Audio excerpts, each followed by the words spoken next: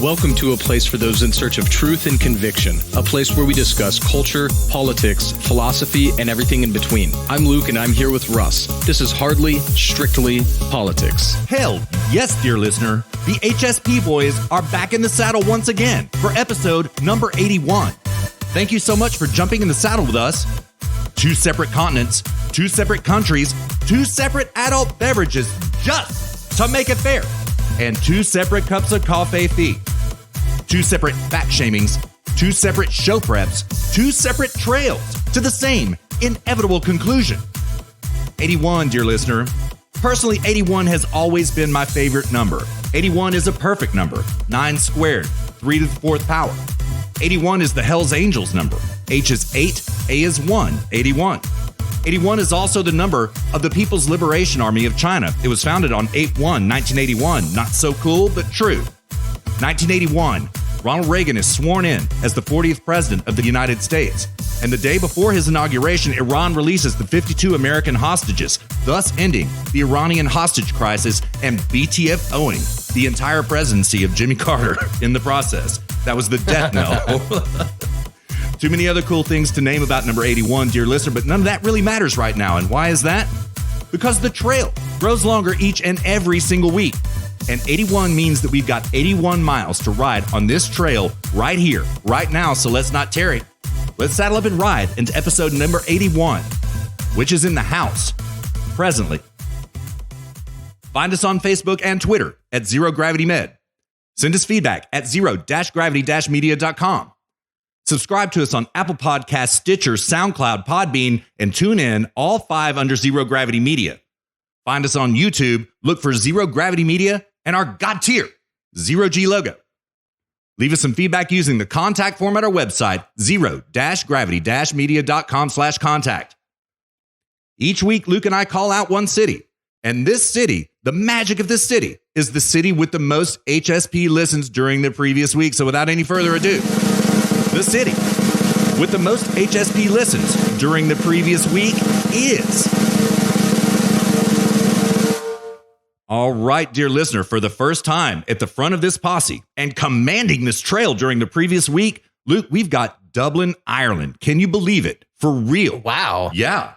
Thank you so much, Dublin, and way to throw down. And Luke, as far as I can recall, I don't ever remember any city outside of the United States commanding the posse the way that Dublin has just done. Do you remember that ever happening? I don't. I don't recall, no, but it only makes sense because I'm part Irish. Oh, so. There we go. Yeah. Yep, there we go. All right. It's probably just my Irish ancestors like tuning into our genetic waves here. I suppose. All right, man. So where are we going this week? You want to lay it out for us? Yeah, sure. So segment 1, we're doing a 2-segment show with 1 break. Segment 1, we're going to discuss the Yogging shooting. We are also going to hit Flynn and Spygate, and then we're going to do break. Then we're going to hit Corona. We might shitpost a little bit. You know, it's kind of a weird week. There's going to be a lot to talk about in Flynn and Spygate. Perhaps it even spans into the second segment. I suspect it will. Or maybe the first segment just goes long. I don't know. There's a lot to talk about there. But let's just jump right into it. And I think for this jogging segment, the shooting of the jogger, you know, we want to. It's always sad when someone gets killed, someone gets shot. Well, not really. I mean, if they deserved it, then it's an act of justice. But you know, I think Russ and I both can say that in this case, it's tough to say. And we both reserve the right to change our opinion on the matter. But Russ, did you want to kind of lay out the facts of the shooting that happened this week? Because yeah, this is gonna go on, and this is the new thing that's gonna be on the news. Oh yes. So you know, we've got white supremacy, murder hornets, a global pandemic, crashing economy. I mean, you name it, it's happening. And so anyways, Russ, I'm going to pass it to you. Do you want to lay out the facts of this shooting that happened this week? Yeah. The facts are hard to determine. Okay. But apparently what happened is there was a black man walking through a predominantly white neighborhood. Okay. There are many stories about what happened when this incident started. Okay. What did definitely end up happening is that a father and his son, and Luke, I can't recall their names right offhand, they armed up. They grabbed a pistol and a shotgun. McMichael is their last name. That's it. The McMichaels. Yeah. Mm-hmm. The senior father, McMichael, is a retired cop. He worked in law enforcement for 30 years. Okay. The son also worked in law enforcement for a period of time, but he's not working in law enforcement at the moment. Okay. They grabbed their guns. Do we know why he's not working in it anymore? I do not. Okay. Yeah. I mean, does anybody know why? Not to my knowledge, no. And I've read a lot of sources about this, and I've not seen the bottom line about that. I don't know. Got it. Yeah. Okay. Mm-hmm. Yeah. So certainly they know why, but that's not really part of the story or public knowledge. Right. Okay. So they arm up, they call the police, and they say, "Hey, we've got a burglar here in the neighborhood. Can you come?" And the cops say, "Yes, we're coming." Right. So the McMichaels jump in a truck and chase the guy down and pass him up, pass the jogger, Ahmaud Arbery, pass him up on a road, block the road a little bit, and jump out of their truck and try to detain him, both of them armed, right? One with a shotgun, one with a pistol. The father with the shotgun, the son with the pistol, okay? What happens at this point in time, things get really chaotic, right? A car comes up behind them, already filming the incident before they even arrive at the scene of the crime, filming with a cell phone. This, as Ross said on the live stream the other night on the Shoe Bros, it is not a dash cam. It is a handheld phone. Because of this, the video is very shaky, okay? Since I did that show with Ross, I've watched this video numerous times, right? Things are undeterminable about what happens, right? Other than... Agreed. Yeah. Yeah. Other than off camera, 2 shots are fired, okay? Those sound like pistol shots to me. It doesn't sound like a shotgun. That said, it's a cell phone microphone. Who knows exactly what weapon was shot, okay? The father and Ahmaud Arbery get into some type of skirmish that is off camera. That is when the 2 shots happen. We don't know exactly what those 2 shots are. Then they begin fighting and come back into camera, and Ahmaud Arbery attacks the father, punching him in the back of the head and trying to steal his shotgun, okay? The contention right now popularly is that Ahmaud Arbery had already been shot by the shotgun. I find this to be highly unlikely. Highly unlikely. Agreed. Yeah. Because when you get shot by a shotgun, that's not a bullet hole. That is a giant gaping hole. Yes. Yes, that it you're is. left with. That is getting shot by. I mean, in the Geneva Convention, shotguns are just totally illegal. Right. That's you right. You can't even fight because they just maim people. Just straight away. Yes. Yes. So was Ahmaud Arbery shot at this point in time? We don't know. This is going to come out in legal discovery because the McMichaels have been arrested and taken downtown. And this is also curious, right? Because this incident is not new. This happened in the last week of February, before lockdown. Just to put it in context, before the lockdown happened, the Kung Flu was already happening, but we weren't locked down yet, okay? And now, this is the biggest story happening in the United States. Why is this? Well, we'll get into that as we comment on it, okay? So anyway, Ahmaud Arbery tries to take the senior McMichael's gun, okay? And then Luke, strangely enough, in the video, he just kind of drops dead, right? And more shots are fired, and I don't understand it. I can't make sense of what is happening at this point in time. The shotgun does detonate as they're fighting over it, but clearly Ahmaud Arbery was not shot by the shotgun when that round detonates, right? What are your thoughts, man? I don't know what to make of it. You know, I will say this. The facts on the ground in the media are that on the left-wing mainstream media, these are white supremacists that need to be executed, okay? Also, in right-wing media, the right-wing media is kind of defending the jogger, Ahmaud Arbery, right? So there seems to be already a predetermined decision that these men are guilty. I refrain from judgment at the moment. I don't know. We'll just have to see. I refrain from judgment as well. And I think that and I think you mentioned this when you were on with Ross on the latest Shoe Bros. There was an outbreak of home robberies in that area at the time. Correct. Is that right? Yes, it is. And the McMichaels had been robbed several times before this incident happened, right? We know this for a fact. There are police reports to that effect. They had been robbed, right? So Ross's contention is this: they can't really be defending their property because they chased this dude down. I agree 100%. Nonetheless, they are defending their property because they had been robbed, right? So what I make of this so far, Luke, is that really they were just trying to detain him until the cops got there.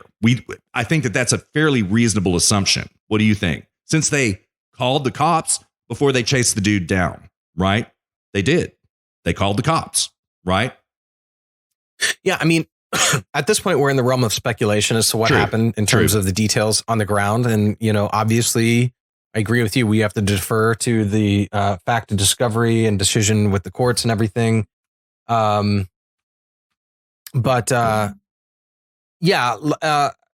mean, if these guys were white supremacists, and I would like to know why the son is no longer in law enforcement. But if the father had a 30-year long career in law enforcement, and he's retired, and then this is the first time this is happening, then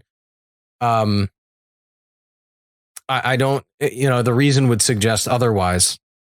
And the other thing is that, I have a lot of black friends, that I went to, with whom I went to high school, and that I still am to this day very good friends with. And one of them I actually very much sympathize for, that, he actually went on a jog himself and you've actually met this guy, I think. And, to think about all this, and he's very, very, very Christian. So he quoted some scripture from the Bible, and to forgive the people who don't know any better, and this sort of thing. And it's very, very unfortunate and sad what has happened. But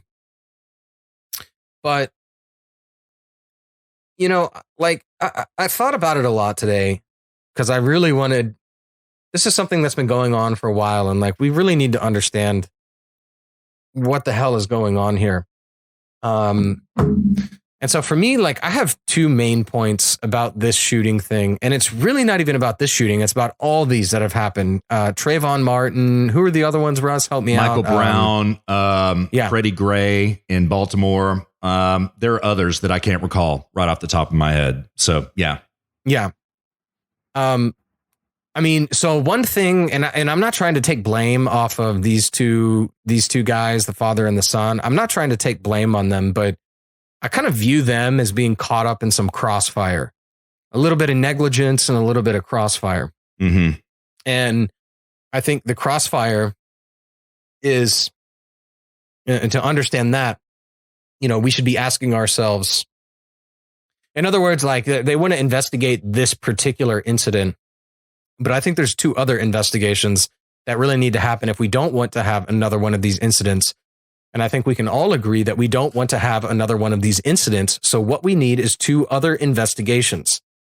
And these are large, sweeping investigations. Number one, we need to be asking ourselves how in the hell the black community came to be where it is today. I don't know whether this young man was a part of the quote unquote black community, the young, poor black community. Unfortunately, and I really do feel for our black youth. They are born into such bad situations, many of them, the poor black youth. Over the last many decades, the black community has actually digressed. They've gone backwards, and they've digressed to the point where in some areas, they really have become little more than wealthy tribes, which is the modern day gang. So in as much as these, black kids are innocent, then that is merely a case of he or she, these black kids, these presumably innocent black kids, becoming a victim of crossfire between a tribe and moving into a peaceful area, and those who are living in that peaceful area having to protect themselves.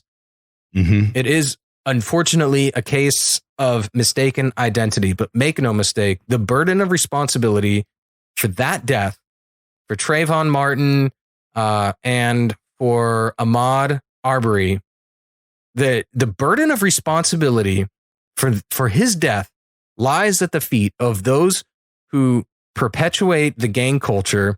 And if it wasn't the kid, if Ahmaud Arbery was not the kid who committed the crime, then the guilt for this lies at the feet of those who did commit the crimes. Mm-hmm. And the police should find the people who were doing all of these house robberies and charge them with Ahmaud's murder. It's a great point, they were man. the ones going out, breaking into homes, causing these people, and this brings me to my next point, causing these people to form what is otherwise a vigilance committee. And then there's a case of mistaken identity. Mm-hmm.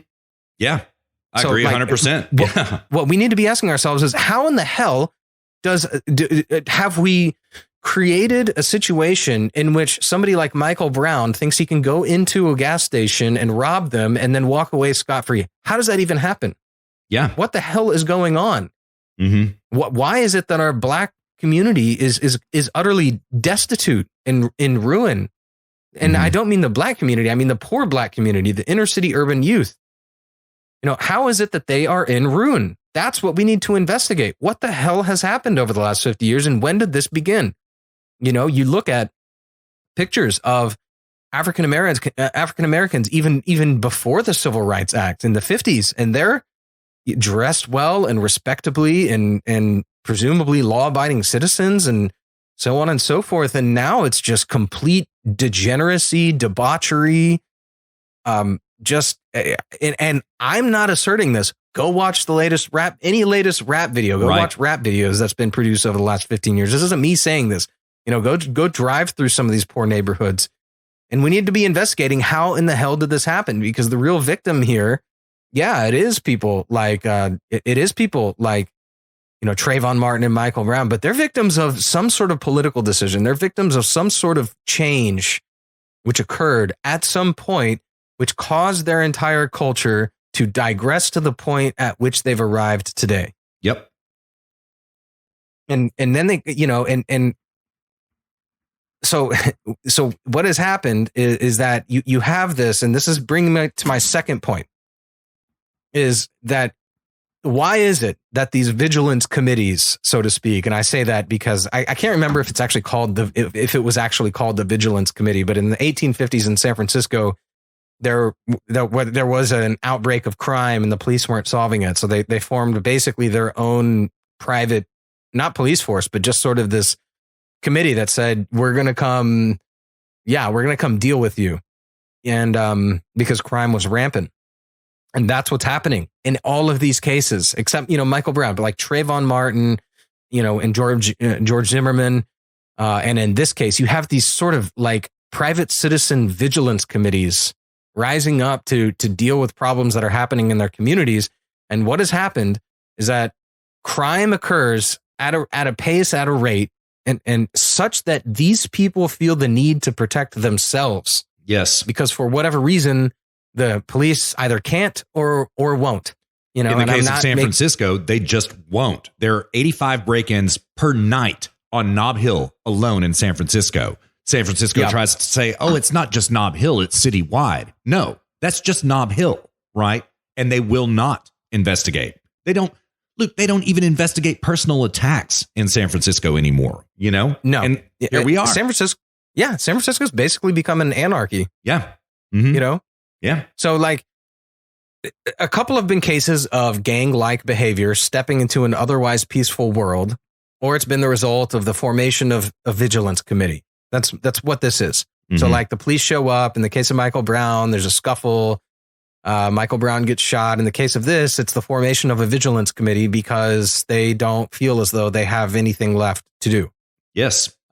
So to me, the real investigation, so the first investigation is how the hell has the black community been so negatively impacted by political decisions over the course of the last 50 years, which I'm convinced that that's the case. Mm-hmm. I don't think that African Americans are predisposed to crime and all these other things. I think that this is something that they are born into as a result of a context which has been created through politics, bad political decisions, both at the local level, state level, and the federal level. I think that and then there's a second investigation, which should be why in the hell a community in which this happened felt the need to form a vigilance committee, and how law enforcement can improve so as to be able to better protect those communities so they don't feel the need to have to do it themselves, which is what is the case repeatedly over and over again. This is how this always happens. And I don't have the answers there. I don't know how that should happen. I don't know what the police should be doing, but an investigation needs to happen, and we need to come up with ways to increase security during times of need in terms of police and law enforcement. And I believe that we should conduct a study whereby all police quotas are abolished entirely. And so that rather than the police, rather than our law enforcement officers risking their lives over minor traffic violations and nonviolent drug charges, our police can actually analyze and execute intelligent strategies so as to deal with crime-ridden areas. And if they had done this here, then this would have never happened, because they would have found the perpetrator or stopped the problem entirely, even if they didn't find the perpetrator. And, after this study is conducted, the police talk to the community, the officers themselves, and they look at the numbers, they see how it went, and they make a decision moving forward. But I think a huge problem that we have, and I've discussed this previously many times, and I've become very passionate about this, that I think the police are not allowed to do enough intelligent law enforcement. They're too busy hitting quotas and pulling people over for minor traffic convictions. And then you have an outbreak of crime in a community like this, and then the citizens have no one to whom they can turn. And then they say, okay, well, you know what? To hell with it. We're a vigilance committee now, and we're going to start policing the streets ourselves. And then you have something like this happen. So then now the police investigation turns from being, how do we stop crime in this area, to, oh, who murdered who? Yeah. Dude, brilliantly said. I could not agree more. Absolutely true. So if I may ask, what do you think the political turning point was that destroyed the black community? I think it was ironically, I think it had to do with the Civil Rights Act. I think that did more harm than good. I think affirmative action did more harm than good. I think welfare did more harm than good. Yes, the Welfare Act. Absolutely. Especially when you have mothers kicking fathers out of the household so that they can get more money per child. I think that alone, that incentive alone, to kick the father out of the household so that the mother can get more money per child, possibly had more damage on the black community than anything else. I agree. We can't prove causation on this. We can prove direct correlation as to when the Welfare Act was passed under LBJ. And what was it, Luke, 1965 or 66? Something like that, right? Yeah, I was right around there. Yeah. That is when the black community fell into absolute squalor, right? And dear listener, it cannot be overemphasized. What that act is institutionalized, governmentally enforced socialism. Socialism is what destroyed the black community, right? It is taxpayer also funded. It destroyed the Native American community as well. Right. Exactly. Yes. So, and I agree with you, Luke. Intrinsic in your message is that we can do much better than this, man. We can do so much better. So, yeah. So I think, I guess my thesis here is these are two things that we need to investigate and understand. But I think if I were to roll those up into an even bigger point, is that this is just a microcosm of a much bigger problem that we have on our hands. I think that problem can be broken down into two further problems, which is that through bad political policies, we have systematically over the course of 50 years destroyed the black community. They are victims of our political system. Now, yes, they make bad decisions sometimes. And, again, in a micro understanding of the matter, yeah, they're guilty of some things, blah, blah, blah, blah, blah. But the macro understanding is that the community as such, as a whole, is a victim of bad leftist politics. Yep. That's point A of the thesis that this is just that this instance is just a microcosm of a much bigger problem. Point A of the problem is that. Point B of the problem is that I think we fundamentally have a bad philosophy around policing, and we need to reevaluate our law enforcement strategy, and we need to allow our police officers, our law enforcement officers, to use their minds. They're smart people. They didn't go into that because they don't care. That's not like a job that you just kind of like, oh, I'll get this. I don't know what else I'm going to do. I guess I'll just risk my life every day, for a pretty average salary. That's, you do it because you're passionate. And I think most of them are probably pretty intelligent. Mm-hmm. And we need to allow them to put their mind to work and come up with creative ways to protect the community even better. And I think these things would happen less. You wouldn't need all these vigilance committees running around these neighborhoods. Yeah, maybe sometimes they're just kind of like, yeah, I like to pretend that I'm protecting everybody and whatnot. But I mean, I think in an instance like this, they don't know who else to whom they can turn. Yeah. And they just say to hell with it. I got to do what I got to do, Yeah. There was those two black guys that got killed. This was like a huge landmark case in Texas when those two guys got shot in the back running away in Texas after they stole some stuff from one guy's neighbor's house. Mm-hmm. And the guy was not. Did you know about this story? Vaguely. This was a landmark case in Castle Laws in Texas. Mm-hmm. Mm-hmm. There were two guys. They were both African American. So this guy calls 911. And he's like, I am watching out my window. I am watching two guys steal my neighbor's stuff. I have a shotgun in my hand. And if your police don't get here soon enough, I'm going to walk out the front door and shoot both of them. And the lady was like, sir, just put down the shotgun, blah, blah, blah. He ended up doing it. He walked out. So he said, okay, I'm going to shoot both of them. Go out. You hear the shotgun. You hear the rounds go off. Shoots both of them in the back, running away. He gets off because they happen to have been running through his lawn when they were stealing the stuff. Mm-hmm. Right. But it took I don't know how long, like a long time for the police to get there, Yeah. And these things were, I wish the police were more free to, how many officers were tied up in bullshit traffic stops who could have been patrolling neighborhoods. It's like we've got chronic over policing on streets and chronic under policing in neighborhoods and communities, Mm-hmm. I wish that, and it's all because of this bullshit quota system. I wish that police could, and I would love to bring a police officer on and get his thoughts on this, because this is all my rationalization. I don't know that I'm right here, I could be wrong, but, so I would love to get a police officer on and get his honest thoughts on here. And maybe I will. I've thought about that today, and I might reach out to a couple law enforcement officers whom I know. But good, man. I think that's a problem as well. I wish they could just I wish they could just have a more patient, intelligent approach to do their job, where they could just look at crime-ridden areas and come up with strategies of, okay, this is a problem. How are we going to deal with this? Mm-hmm. It's not ticketing people for rolling through a stop sign. Maybe we should hang back in a undercover car and just kind of watch for. I don't know what it is, but when they're like, oh yeah, I would love to investigate this spree of crime in this neighborhood, but I've got to go give out 5 tickets today, or I'm not going to hit my quota. You know what I mean? Mm-hmm. Yeah. So I'd love if the police had a more liberated approach through which they could more intelligently do their jobs. And we also need to have a more intelligent approach to how we, how the African American community has arrived to the state at which it has, which is a digression over the last 50 years. We need to admit to ourselves that and then figure out how to fix it.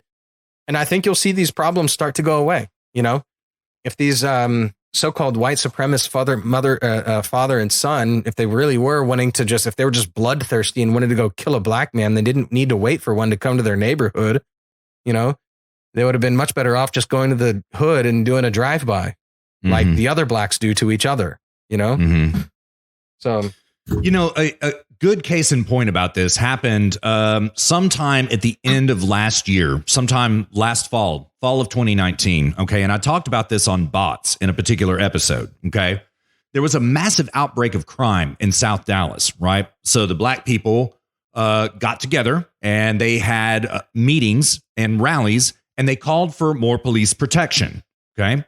So Governor Abbott gave them more police protection. He took a huge percentage of the highway patrol, about 20%, and put all of them just in South Dallas. Okay. Well, sure enough, there was a lot of law enforcement going on. Crime went down. But Luke, predictably, also what went up were things like traffic stops, arrests for weed, jaywalking, arrests for loitering, right? Arrests for vandalism, right? And it went on for about a month or so. And then finally the black community came out and they were like, yo, this is racist. This is racist. These crackers, they coming in, they just enforcing the law and they racist, right? And so he had to back off, right? So we've got to find a middle ground here somewhere, right? And I think your prescription is exactly correct. We've got to find more intelligent ways of enforcing the law here, right? Like, yeah, asking questions like, guys, okay, great. Yeah, we're here. We're here for you. We are public servants. What's the problem? Yeah, right. And then they say, well, we have the XY problem. We have this problem. We have that problem. And we need to go. This is our problem. We have drive-bys at night. We have this. We have that. And the police could come up and I'm sure it'd be difficult. It would be risky, but that, you know, they signed up for that kind of work, you know, and they bring however many people they need to deal with that. And, you know, but it sounds like, as you described that, it sounds like to me, all they did was they just stopped hitting their quotas in one area and started hitting them in another area, which pretty much made it even worse because I can't prove that, but I think that's a fair analysis of it. Yes. Yeah. So. And I think that probably made it even worse and made everyone even more angry because now it's, you know, people who can't even afford to pay them. You're just going into a poor area and inflicting the same pain. Yeah. You know, of fines and whatnot. So you probably just made the problem. You probably exacerbated the problem, if anything. Right. You know, when they did that, they should have gone in and say like, okay, let's like concisely understand the problem here and figure out how to solve it. You know, but they've got quotas and all this nonsense. To hit, you know, so they're busy doing quote unquote monkey work. They should be doing intelligent work, policing work. Yes. Yeah. Policing, protection. Yeah. Yes. Yeah. Quotas. They just, you know, the point of quotas is to make sure that crime never ceases to exist. That's the purpose of them. And we should, if there is a quota, it should be the opposite. Quota should be like you can only have a certain number of crimes per population density or something like this. Per, you know, got 100,000 people in the area. The quota is you can't have more than 1,000 crimes. That should be the quota. Right. You know? Yeah, that's a great point, man. That is a great point. Yeah. Yeah. Not that you have to stop. So in other words, dear listener, not that you have a quota of how many crimes you have to stop. And so therefore you get into things like petty crimes, like traffic ticketing and running stop signs and things like this, right?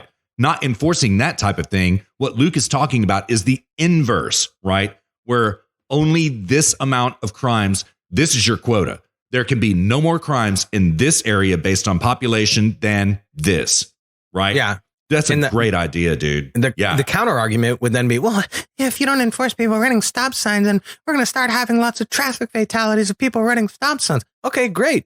Traffic fatalities rise in an area. The police go, oh, shit, let's go over there and enforce stop sign laws. That's because that's the problem. Right, exactly. Or maybe the traffic fatalities are caused by drunk driving. And they're like, oh, we need to go over there and like we need to police at night around bars, be watching people leaving bars and enforce drunk driving laws. Maybe that's the problem. Maybe it has nothing to do with stop signs. Maybe they're hitting stop signs all day and then there's a bunch of drunk driving fatalities because people rolling through stop signs are easier for to hit their quota. You know, who knows? Like the point is not the quota. The point is the crimes.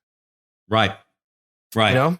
And I think the reason we're harping on this is because I see a pattern here. I see a pattern of vigilance committees being started up in neighborhoods because these people feel as though they have no one else to whom they can turn. Yeah. Yeah. Yeah. And, unfortunately, society is a powder keg right now. It's been entirely exacerbated, this powder keg, by the Kung flu, right? And the first thing that anybody wants to bitch about right now is racism, right? And that is entirely it's nothing to do with that. White people. Yes. Dear listener, don't take the bait on this. All right. Whether you're Asian, Black, Mexican, white, anything, don't take the bait on this. This case is not a racial issue. This is a political issue. Racism and politics do not intersect in this particular case. But Luke, unfortunately, it is going to metastasize to, like I said on the Shoe Bros the other night, which, Ross, thank you for having me on. And Kyle, I hope you're feeling better very much, sir. It is going to metastasize into Trayvon 2.0. That's what it will be, right? And Trayvon 1.0 was blamed on white people, and George Zimmerman is a Mexican Jew, okay? He is a Mexican Jew. He is not a white person, okay? That is when, in that case, the term white Hispanic was created, right? In order to blame Trayvon on white people. And Luke, for me, that was the greatest red pill I ever took, was Obama's reaction to that. I was just like, dude, what in the hell are you doing commenting on this right now? This is a legal matter. This is a judicial matter right now, not an executive matter. And Obama came out with that famous, if I had a son, he starts crying. That was the final red pill for me. Actually, that was the final red pill. Dude, I made a meme back then. You just reminded me. I made a meme. Do you remember the Miami zombie? No. Okay. I know you remember this story. So there was a black guy who took some bath salts in Miami. Yeah. And went and started eating people's faces. Yeah. I do remember that. Yeah. Yeah. There was it was one guy, it was a homeless guy, and he just ran up and was naked and started chewing his face off. Yeah. And the police showed up and shot him. And so I made a meme where I quoted Obama and said he could have been my son, but it was the Miami zombie. Well done, man. Well done. Yeah, it was a truly disgraceful moment for the Obama presidency, right? That is forever canonized. And Luke, that's exactly what they're going to do right now, to the point that kind of sort of African-American Black Twitter, as it's called, Black Twitter, and numerous journalists, both white and black, are calling literally for white people to be stripped of their weapons. Everybody else gets to have their weapons, but white people have to surrender theirs. There are literally thousands of people calling for this. And as I said in Shoe Bros, that previous episode on Thursday, this is going to quickly devolve into an issue of race and gun control. That's where this is going, right? Yeah, totally. Yeah.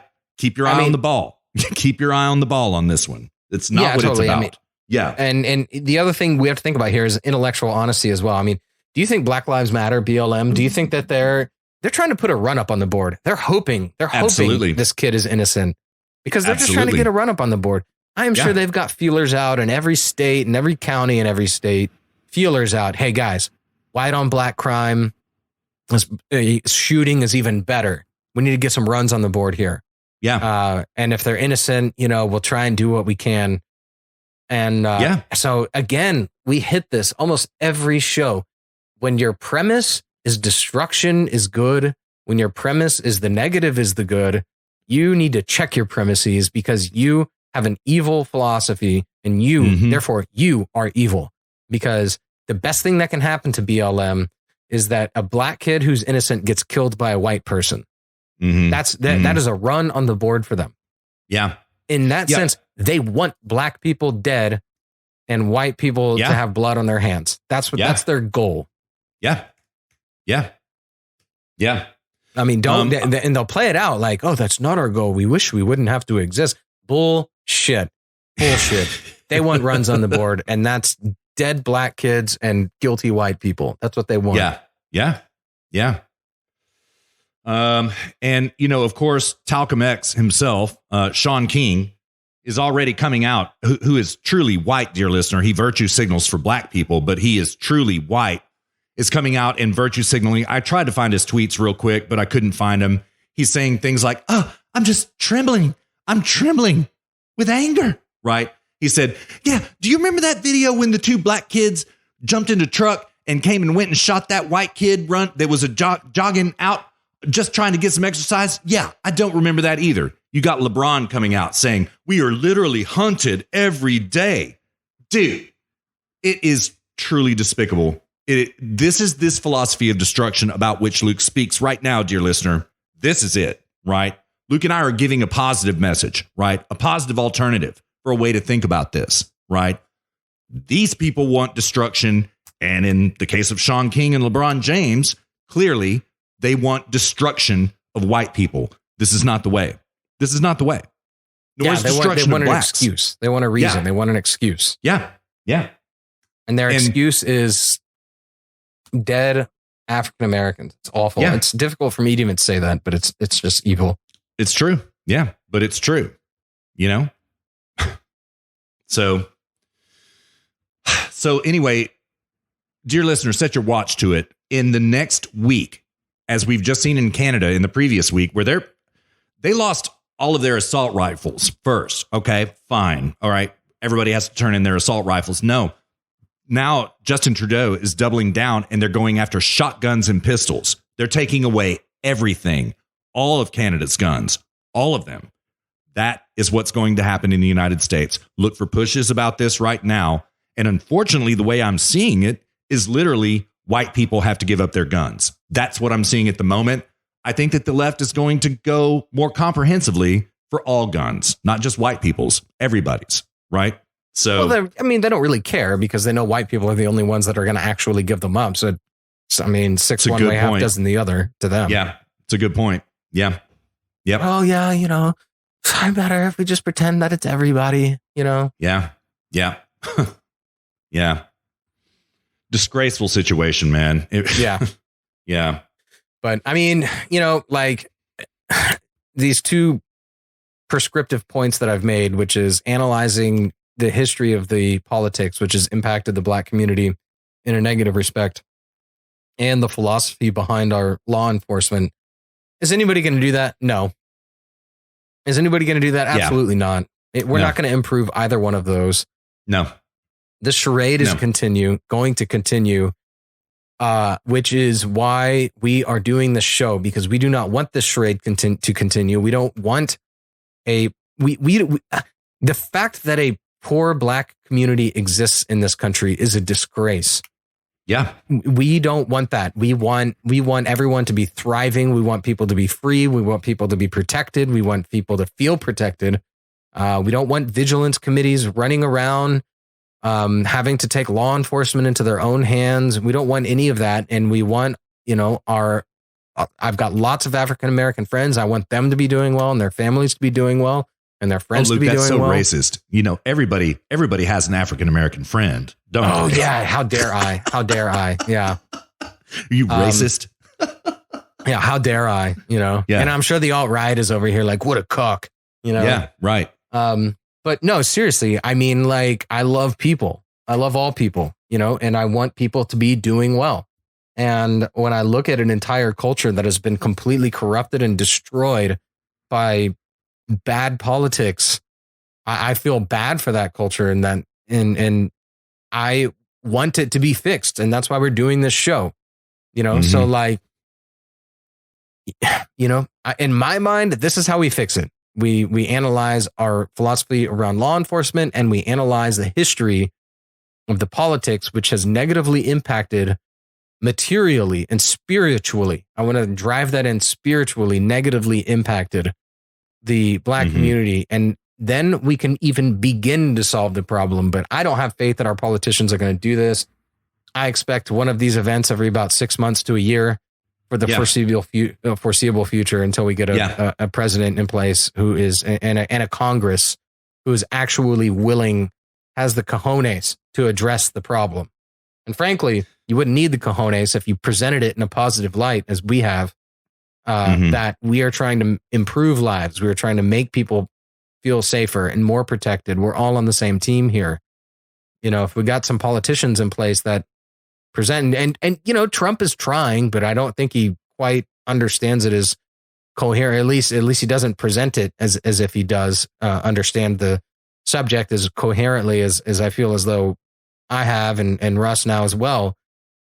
Present it in a positive light, break it down into some history, some context, and some points moving forward. And I think that there's a workable solution here, but I don't have any faith. I expect a story like this about every 6 months to a year here for the foreseeable future. Yeah, two points on this. Dear listener, go back and listen to episode number, I can't remember what it was. It was in early January. It was right after Rush Limbaugh announced that he had lung cancer, and we played his CPAC speech for one of our audio breaks. He was like, we are the big tent. We want everyone. We want everyone doing well. Every single American. Gender doesn't matter. Race doesn't matter, right? There is no leftist big tent. We are the only tent. And he is entirely correct. And Luke, my second comment on what you just said, as long as the left exists, as long as the left, as created by the Frankfurt School, who created the term racism back in 1920, created the term sexism back in 1920, as long as these politics of divisiveness exist, and they exist uniquely on the left, not on the right, even though the right kind of cucks a lot. Yeah, cucked a lot, and they eat the bullet on this constantly because they cuck to the left, right? They don't want to be called out for being racist or sexist or anything, so they cuck to the left, and the left continues to move their agenda forward. Their agenda is the politics of destruction, the politics of divisiveness, right? It is in their interest that there is a grievance industry, a racial grievance industry, a gender grievance industry, a sexual preference grievance industry, a weapons grievance industry, right?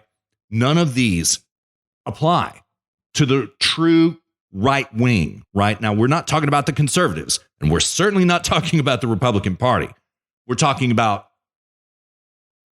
individual liberty, capitalism, the people who enshrine, the principled right. The principled right, yeah, as defined by our founding documents, by the Constitution itself. That's what we advocate for, not a political agenda, right? In other words, dear listener, Luke and I advocate getting back to our roots, if I may say. Yeah, which I totally. do. Let's just get back to our roots. In every respect. And I know that, some leftist is going to be like, oh, you mean back to our roots, like slavery? Mm-hmm. Like, okay. Of course they will. Of course, there it is. There's the division. There's the divisiveness right there. Yeah. Anyway, sorry. Yeah. No. I was, to that, my responsibility. No, back to our roots of fighting the Civil War over stopping it. Right. And now a lot of, historians would rebuke that and say, well, states' rights. Okay, whatever. But you get my point. That at least there was a perceived motive that was a violation of constitutional rights and individuality. Right. But, and whatever the case, I mean, those are usually like, shit libby libertarians that say that anyways, but you know what I mean? But yeah, getting back to our roots ideologically, we've gotten so far from that. It's just mind boggling. And that's what we are pushing for, back to our roots, Yes.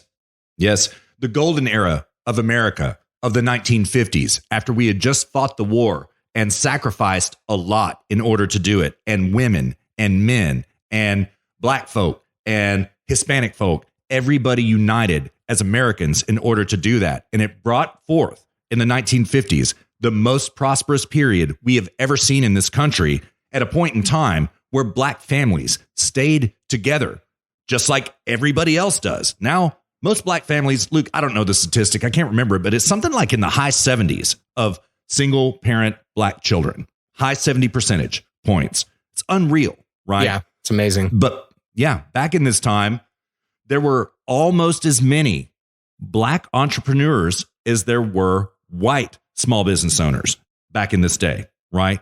Doing all kinds of things, plumbers, tire repair, auto repair, all kinds of things, right? And everybody prospered. Let's just get back to that. Before LBJ came and really, it's LBJ destroyed everything, man. I blame him for everything that we have right now. Truly, I do. I mean, blame Teddy Roosevelt for getting a lot of bullshit underway, FDR for really accelerating it, and then LBJ for nailing the last nail in the coffin. Yeah, fair enough. I can't disagree. So, yeah. I mean, back to a time of self-respect and self-esteem. You watch these videos of videos taken in San Francisco and New York back in the early 1900s, right around the turn of the century. And, there's no social safety net in that time, yet there's no homeless people either. You look like the streets are perfectly clean. Everybody is dressed in 3-piece suits, black people included. You look now and it's just disgusting. And walking down the streets in one of these big cities, it's pathetic. It is pathetic how far we've fallen as a society, not just the black culture. I mean, here we are talking about the black culture, but it's not just them. Just as a culture in general, we've become so sloppy and degenerate and have no self-esteem virtually. It's absolutely pathetic. Yeah. There was something else I should say. This is sort of a disclaimer here about law enforcement. I don't want anybody to think that I'm talking bad about law enforcement. Our law enforcement is critically important. I value them greatly. When I say the philosophy of the law enforcement, I mean the philosophy about how the law should be enforced, but also, and perhaps even more importantly, the philosophy around law itself and what proper law is and what things about which we should have laws. And, that includes things like marijuana, that includes, it's just the philosophy of law. What is proper law? And I think that's something that's been lost. And in that sense, I view a lot of our law enforcement officers in some sense as victims for having to enforce I do too. Laws propped up by bad philosophy. And it's tragic that they're out there risking their lives for bad philosophy, both in terms of execution. And when I say that, I mean quotas, and also bad philosophy around the creation of laws themselves. And so, I want to emphasize that I'm not blaming I'm not blaming the police and law enforcement for not doing their jobs. And that's why we have these vigilance committees. I'm actually blaming the intellectuals for being lazy and not doing their job. And in that sense, I actually view the police and our law enforcement officers as victims of that lack of thought, lack of foresight, and just bad governance by the people. And they're not responsible for that. They're just out there trying to do their jobs, and they get put in difficult, stressful, and oftentimes daily life-risking situations. So I want to, before we end this little segment, I just want to drive that in, that I do not blame our police, and I don't blame our law enforcement officers. I blame the people, not necessarily over them, but the thinkers, the people who are supposed to be doing the thinking about how we execute and what are we executing. Yeah. I want to double down on that. I have a lot of cop friends, lot of cop friends, Luke, some of whom actually listen to our show. And I actually have a couple of cop friends who were killed in the line of duty. So I'm the same as you. I do not blame law enforcement. I sort of blame the thinkers behind the political process that we've devolved to which we have devolved, if I may say it correctly. So yeah, I blame that. So, and that is why, dear listener, Luke and I are here, is to unfuck this situation, to defuck this situation. Pardon my French, but there's no other way to put it. Yeah.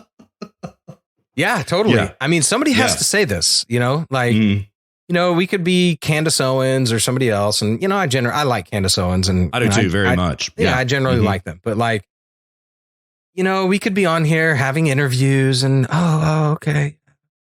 And Candace Owens is fantastic when she goes and testifies in front of Congress and whatnot. But it's like somebody has to call this shit for what it is. I'm not going to be on the right and just sort of I'm on the side of law enforcement. Oh, I'm on this person's side. I'm on that side. I mean, I'm on the side of truth and reality. That's the side I'm on. We're on everybody's side. That's what it is. We're on everybody's side. Right? Yeah, I think by virtue of being on the side of truth and reality, we are necessarily on everybody's side. Yes. Whether they realize it or not, and right. But yeah, I think it's important to explicate that we are not, especially myself, because I'm particularly critical about this, but especially we are not against law enforcement at all. Yeah, I am absolutely. pro law enforcement. I'm pro police. But it needs to be done intelligently and it needs to be done right.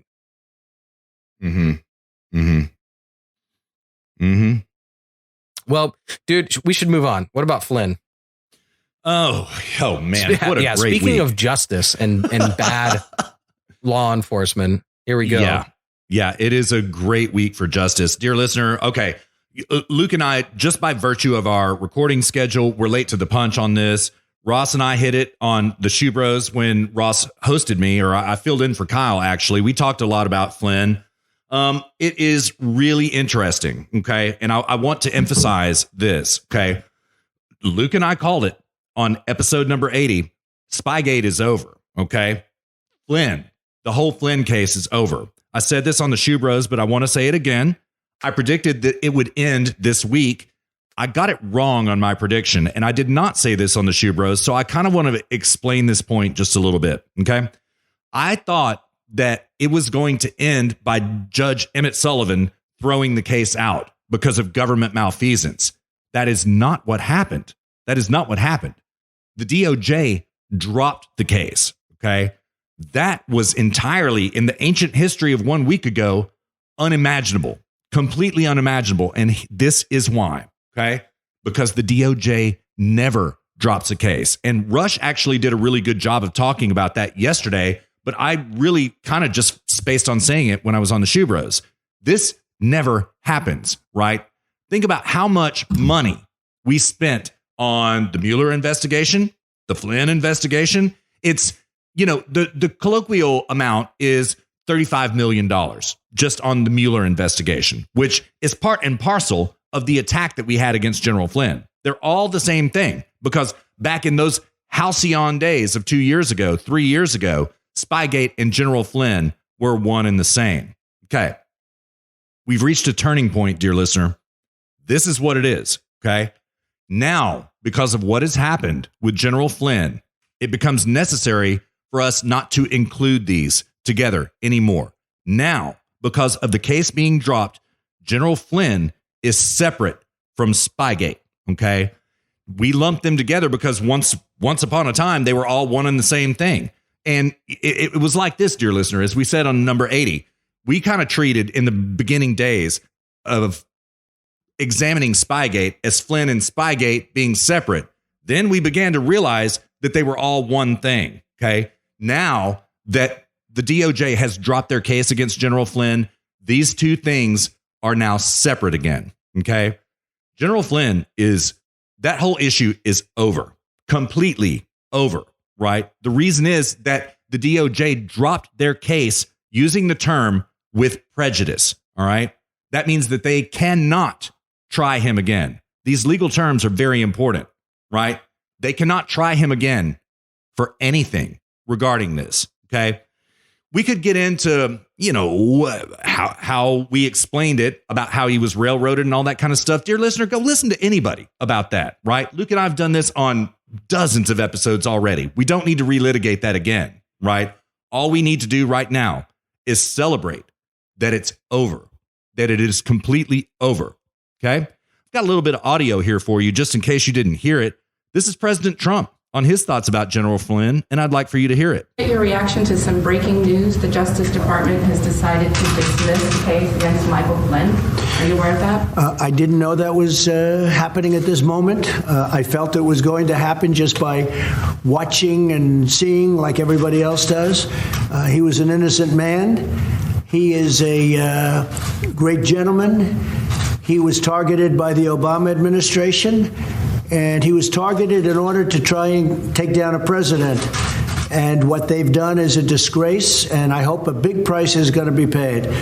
A big price should be paid. There's never been anything like this in the history of our country. What they did, what the Obama administration did, is unprecedented. It's never happened. Never happened. A thing like this has never happened before in the history of our country. And I hope a lot of people are going to pay a big price because they're dishonest, crooked people. They're scum. And I say it a lot. Woo! They're scum. They're human scum. This should never have happened in this country. A duly elected president. And they went after him by going after fine people. And those fine people said, no, I'm not going to lie. I can't lie. He's not the only one. There are many of them. We can stop it right there. It's about a 4-minute clip. God, I don't dude, want that's so good. It is so good. Yeah. Ross nailed it on the Shoe Bros the other night. And I take exception with a little bit of his language about this is the one time that President Trump handled everything correctly, absolutely correctly. I think President Trump handles lots of things absolutely correctly, but that's just me. I understand what Ross means, okay? Nonetheless, Ross is right. The president handled this exactly correctly. He could have intervened and pardoned Flynn. No, he didn't have to, and he knew it. He had said that weeks ago. Yeah, I could pardon him. I could pardon him right now. I don't need to because he's not guilty, and the truth is going to come out, and the truth is going to set him free, in the words of his attorney, Sidney Powell. Dang. Now, there is one interesting thing about this bit of audio that we just played, dear listener. Luke and I have always told you this was going to lead back to Obama, okay? We always knew it, okay? We know that Obama orchestrated all of this. And not just Obama, James Comey, James Clapper, John Brennan, Susan Rice, Lisa Page, Peter Strzok, James Baker, who now there are rumors that he has flipped state's evidence in the John Bull Durham investigation. And this nonsense kind of seems to be true. There are lots of indications there too, right? And James Baker, who was the lead attorney for the DOJ during all of this mess, knows where every single body is buried. So if he has indeed flipped evidence to John Bull Durham's investigation, dang. There is no telling what we're going to find out. Nonetheless, let me not get distracted. The point I want to make is that Obama always had plausible deniability. He does not anymore. And why is this, dear listener? Because our president, our current president, just said it was Obama. It's not me and Luke saying it anymore. It's not Dan Bongino saying it anymore. It is the president of the United States saying it. Dang. Entirely vindicated, Luke, by our president. Mr. President, we know you listen to the show. Thank you very much. Thank you. Dude, there was something I was watching like a couple months ago, and maybe it was reading. I don't remember if I was reading or watching it. It's actually several months ago. They all said I can't lie. Sorry about that. Oh, it's all good. About how Obama said something to the effect of like, I want to know everything. Do you remember that? He did. Yeah, I do. And to whom did he say that? I believe that he said that to James Comey, and I believe that James Comey said that to Peter Strzok. And the way that we learned about that was from the Strzok Lisa Page texts, because Peter Strzok texted Lisa Page, the president wants to know everything, right? It was either Obama said it to Andrew McCabe or to James Comey, and to whomever Obama said that, they said that to Peter Strzok. Now, dear listener, let's keep in mind, okay, we still have all of these stupid redactions in all of the Peter Strzok, Lisa Page texts, and this is problematic. Going forward, as we further investigate Spygate, this is why it's a problem, because Peter Strzok and Lisa Page's texts are the measuring stick by which we will figure out when and where things happened in Spygate and who was involved, right? So that's what it was, Luke. Yeah, that was it. Peter Strzok told Lisa Page that Obama wants to know everything. Dang. I mean, how much more? How much more do you need? Yeah. Yeah. You know, and the question is, though, will it stick to Obama? No, it won't. He'll get away with it. Everybody else, I think, Luke, is probably in some deep shit right now. I mean, everybody. But this makes me wonder if they're going to throw a Hail Mary and bring Michael Obama as the VP, knowing that they're all in this together. So we may as well ride or die. Yeah. I think exactly the same thing because, I mean, man, let's face it. Joe Biden is in deep, deep shit right now. Really deep shit. He's pretty much been proven as a rapist at this point in time. It's pretty much common knowledge. Everybody agrees, dude. It's actually really even funny. Even the leftist media. Yeah. Yeah. Mm-hmm. They're just like, I believe you. I believe you. But I have to vote for Joe. Yeah, that's literally their rationalization right now. Dude, it is so despicable. It is so despicable. But there you have it. There you have it. So, but I think you may be right. And it could be Hillary. It could be Michael. Pardon, Michelle. It could be anybody that they throw in, you know. It's going to be interesting, Luke, because we've already called this back in like 77, 76, something like that. It is hard to imagine that Joe Biden will be on the debate stage with Donald Trump at this point in time. It's really hard to imagine. I agree. Yeah, it's cringy. Yeah, it is. It's awful. Yeah. Yep. Mm-hmm. Not to mention, this son of a bitch is going to go downtown for Ukraine Gate, for China Gate, right? All of these things for which he is directly culpable in terms of setting up his son, Hunter Biden, to the tune of billions of dollars, right? Nancy Pelosi is involved along with her son. John Kerry is involved. You know, dear listener, I'm not just rambling right now. We've already explained this in long detail in previous episodes. Go back and listen to those. We don't need to do it again, right? But Joe Biden is in serious, serious trouble. And so is his candidacy. And everybody knows it. Just like Luke said, everybody knows it. So something that, like, over the course of doing Hardly Strictly Politics, just to kind of like take a step back for a moment and take a more macro view here. Over the course of doing Hardly Strictly Politics and learning about all this nitty gritty politics stuff that I would never read about if I weren't frankly forced to, because I enjoy reading about philosophy and economics and stuff more. But, you know, I have to know about these things for the show. And an interesting side effect of that is I've come to a pretty nuanced understanding about the cadre of politicians in Washington. And specifically by that, I mean the cadre on the left, which is Nancy Pelosi, Chuck Schumer, Jerry Nadler, all these people, Joe Biden, Obama, the Clintons. It's like you have this cadre of upper echelon leftists who are corrupt as corrupt can be. And I'm sure there's a whole bunch of other leftists in the House representing all kinds of different states who are probably pretty honest and probably pretty hardworking and probably pretty bipartisan and wanting to get things done and have the interest of the American people in mind. But I am convinced at this point, over the course of the past 2 years of doing this show, which, by the way, we're a couple of weeks away from our 2-year anniversary, but fact. Yes. Over the course of 2 years of doing this show, I have come to have a nuanced understanding of the left, which is that I really, truly believe that at this point, there is this more corrupt than you could possibly imagine cadre on the left who work separately and independently from the rest of the left in Congress. Yep. I couldn't agree more. And I think they're the ones hustling all these deals, hustling the elections, hustling the money, hustling the corruption, all for their own benefit. They have nothing better to do. They're the ones pushing the green agenda for people like Al Gore, which in that movie or that documentary, Planet of the Humans, proved to be the case. I believe all of these people are working in cahoots to make money out of our politicals.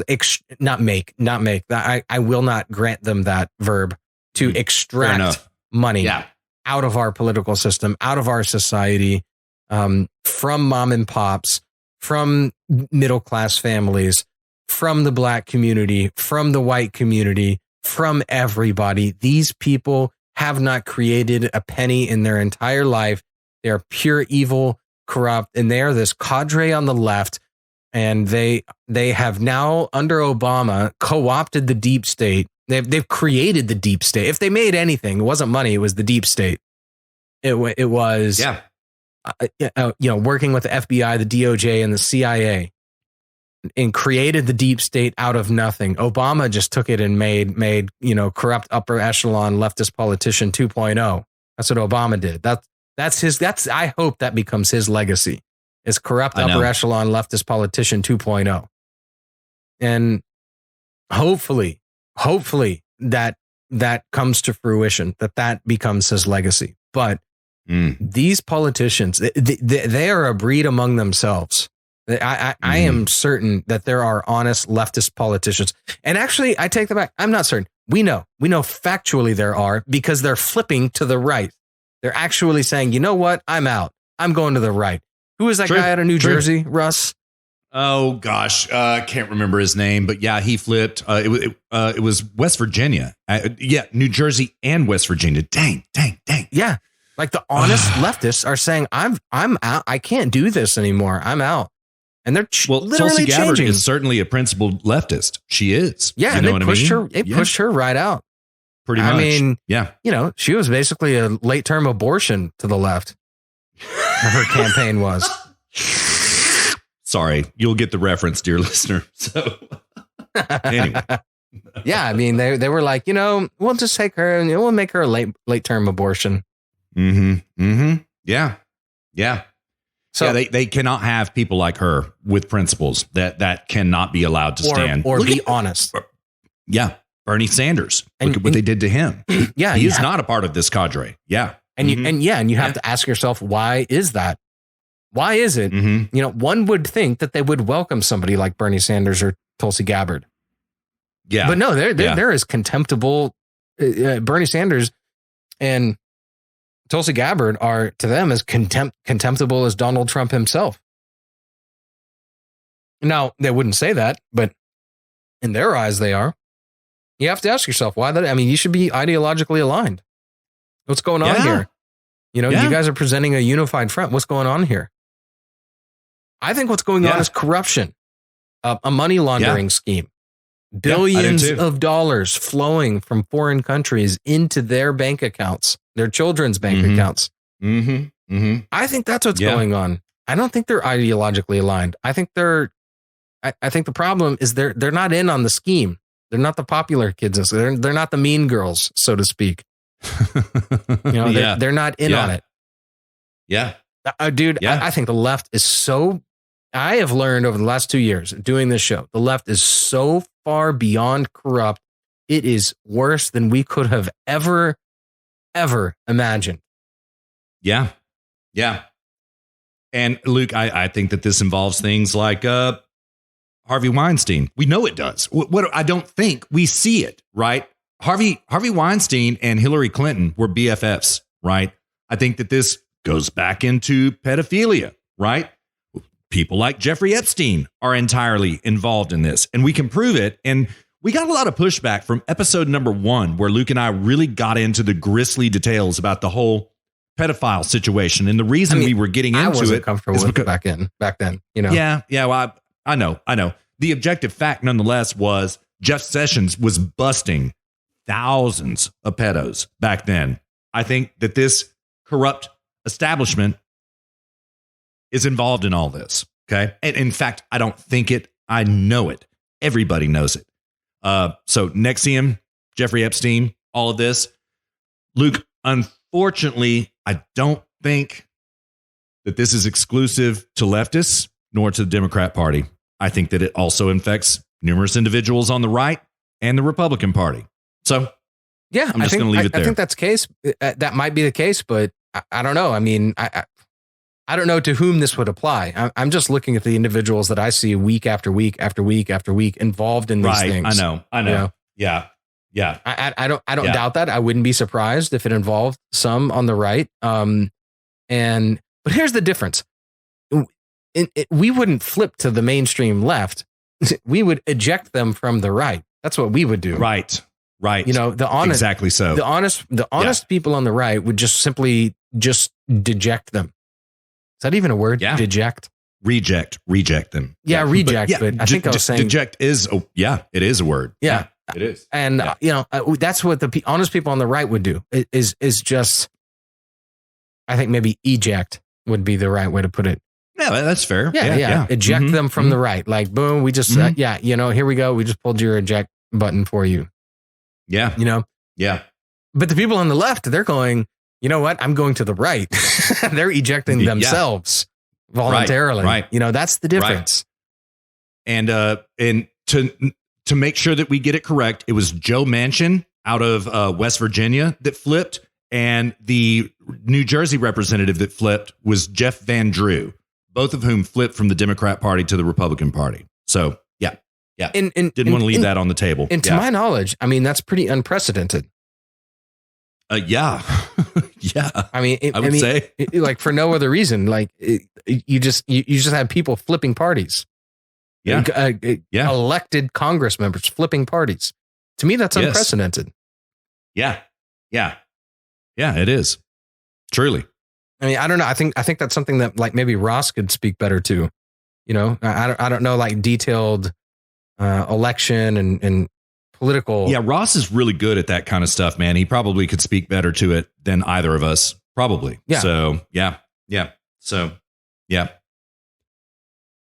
All right, man, let's make a couple more points about this and then go to audio break. You cool with that? Yeah, let's do it, man. And then we'll do a quick Corona segment 2 and then maybe shitpost for a minute if we want and call it. What do you say? Yeah, it sounds good. All right. So, dear listener, Luke and I are recording on Saturday, May the 9th. General Flynn was released at the end of the day Thursday, mid-afternoon Thursday, May the 7th. Trump made those comments that we just played. President Trump, my apologies, made those comments that we just played for you a moment ago on Thursday. Okay. And immediately after he made them, James Comey tweeted out something very curious. And it goes like this. I'm going to read his tweet. The DOJ has lost its way, but career people, remember this, dear listener, career people, please stay because America needs you. The country is hungry for honest, competent leadership. What does that sound like to you, dear listener? Deep state, stay, don't leave. We need protection. Sounds like James Comey is really panicking right now. Now, to that tweet, the highest rated comment on that tweet was by one Tracy Beans. Okay. Now, I'm not a great fan of Tracy Beans. She is she's an emergent independent journalist, and she covers Q. That's what she does. However, she knocked it out of the park with this tweet. And here's what Tracy Beans says moments after James Comey tweeted this. Quote, "You are a stain on this country. You have the right to remain silent. Anything you say can and will be used against you in a court of law. You shouldn't have a right to an attorney, as I've already afforded you more than you afforded an innocent man. You are a traitor." Miss Beans, way to go. Golf clap. Way to go. Okay. Exactly. All right. And there is one interesting thing that dropped on Gateway Pundit this morning, and I kind of want to talk about it a little bit. The title of the piece is Crooked Obama Panics. Like I just told you, James Comey was panicking. The title is Crooked Obama Panics. Deep State reporter Isikoff releases his, quote, leaked call. Former president's fingers all over attempted coup, and more documents are coming. I'm going to take it from the lead. It goes thus. Disgraced former President Barack Obama appears to be in a panic. General Flynn is now in the clear, and the Durham investigation is ongoing. More documents are about to drop. There are rumblings that former members of the FBI, e.g., FBI General Counsel James Baker, have flipped and are working with Durham. Obama's deep state henchmen who set up General Flynn and the crooked politicians and media hacks who supported them are terrified. An audio of former President Barack Obama, whose administration spied on the Trump team in administration, was released by deep state reporter Michael Isikoff at Yahoo News on Friday night. Michael Isikoff. Michael Isikoff. Who is that? Remember the names, dear listener. We're going to tell you in a minute. I continue with the piece. In the call, which appears totally set up, Obama is concerned about the rule of law. Here is the transcript. The news played over the last 24 hours, I think, has been somewhat downplayed. about the Justice Department dropping charges against Michael Flynn? The fact that there is no precedent that anybody can find for someone who has been charged with perjury just getting off scot-free. That's the kind of stuff where you begin to get worried that basic, now just institutional norms, but our basic understanding of the rule of law is at risk. And when you start moving in those directions, it can accelerate pretty quickly, as we have seen in other places. That was Obama's leaked recording, to which Michael Isikoff was privy. Okay, dear listener, let's think about this. Who the hell is Michael Isikoff? You know who he is. He's a Yahoo journalist. Dang, what factoid can I recall about Michael Isikoff? Was he involved in Flynn? Yeah, but that's not really it. Dang, Luke, help me out. Michael Isikoff, what was he involved in? I mean, do you remember? I can barely recall. It was so long ago, and there have been so many things that have happened since then. I don't know. Oh, snap. I got it. Michael Isikoff was the journalist who gave the traitor John McCain the Christopher Steele dossier, and then John McCain fed that into the FBI. That's who that son of a bitch is right there. Michael Isikoff, you scum. You are busted. Dear listener, Obama's got a big problem on his hands. He entrusted Michael Isikoff into this call where he totally indicted the Justice Department, right? And now it's not just James Baker who has flipped. Michael Isikoff has flipped. You know what? You scumbag, you son of a bitch. It's too late for you. It's too late. You're going down. You're going down with all the rest of them. You scum. It's too late for you to flip and try to now finally report the truth. No. GTFO, bro. Get out of here. We're going to hold you accountable, Michael Isikoff. We remember exactly what you did, and you're going down with all the rest of them. Set your watch to it, sir. That's all I got. I was going to say, I mean, I would imagine that, at the end, he was just like, it's a cough, bro. Yeah. A coof, you mean a coof. Yeah, exactly. But really quick, I want to, before we roll out into the break, I'm going to ask you, and I didn't ask you, this was not in show prep, and I didn't ask you to do this before the show, but I'm going to ask you to do a favor. I want to end this segment positively, because there's been a lot of negative and a lot of, it's just, it's not a negative segment. It's a positive segment, but I'm going to ask you to color something for dear listener, because I know this is a subject matter of which you are an expert, which is color for dear listener who Mike Flynn was. If you could give a 1 to 2 minute synopsis of who he was as a man, how the call came to him specifically from, I believe it was the FBI. I could be wrong on that. I can't remember if it was the FBI, the DOJ, or the CIA, but the call, where he was when he received the call, the initial call for this whole investigation, what happened to him, the money he spent, his outlook on retirement as a result, and now this has finally happened. I want to just concretize. I'm looking for a concretization to dear listener of the injustice that occurred, and so as to concretize the justice that occurred. Does that make sense? Sure. Yeah. I think I can do that. And the audio break that we're going to play goes a long way toward that end. But dear listener, it's this. I'm not virtue signaling. This is a fact. Michael Flynn is an American hero, an American patriot. He is a lieutenant general, and he is war decorated. He has served our military in war, our country in war. Okay. When he retired from the military, he began to work in government administration in the best interest of the country. He worked in the Obama administration. Okay. In that process, he was the DNI there for a while. Or I'm sorry, he was what Richard Grinnell is right now. The acting DNI. He succeeded James Clapper when James Clapper had to resign in disgrace. And I've got a bunch of stuff about James Clapper as well, but we're just going to have to leave that ammunition unspent until maybe number 82. Okay. So he became the DNI.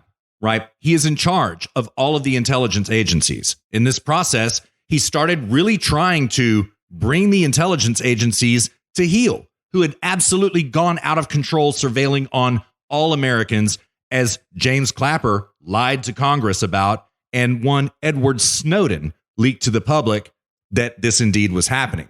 Okay. He tried to get that under control. His great sin was that he opposed the Iran deal that Obama made, where we gave them $150 billion, not to mention untold favorability in all sorts of theaters of economic conflict, quite frankly. Okay. Michael Flynn didn't like it. And so because of that, Obama had to destroy him. Okay. And this was the beginning of Spygate. He met with James Clapper, James Comey, John Brennan, Susan Rice, Peter Strzok, Lisa Page, and they hatched a 3-part plan that we already detailed in number 80 to destroy him. Okay. Yeah, but what was because he had to go. I want to personalize this a little bit, though, because you told this story, which I've never forgotten, about what he was doing when he initially received the first phone call. Because this to me colors it and personalizes it, and really, you know, we speak in these abstracts all the time about what happened and this person did this and this person said that, but for whatever it is, I don't remember what. It must have been like 30 episodes ago, but just like the way you told that story about like what he was doing, I was just like, it seems so stomach churning the way he first initially got wrapped up into all of this.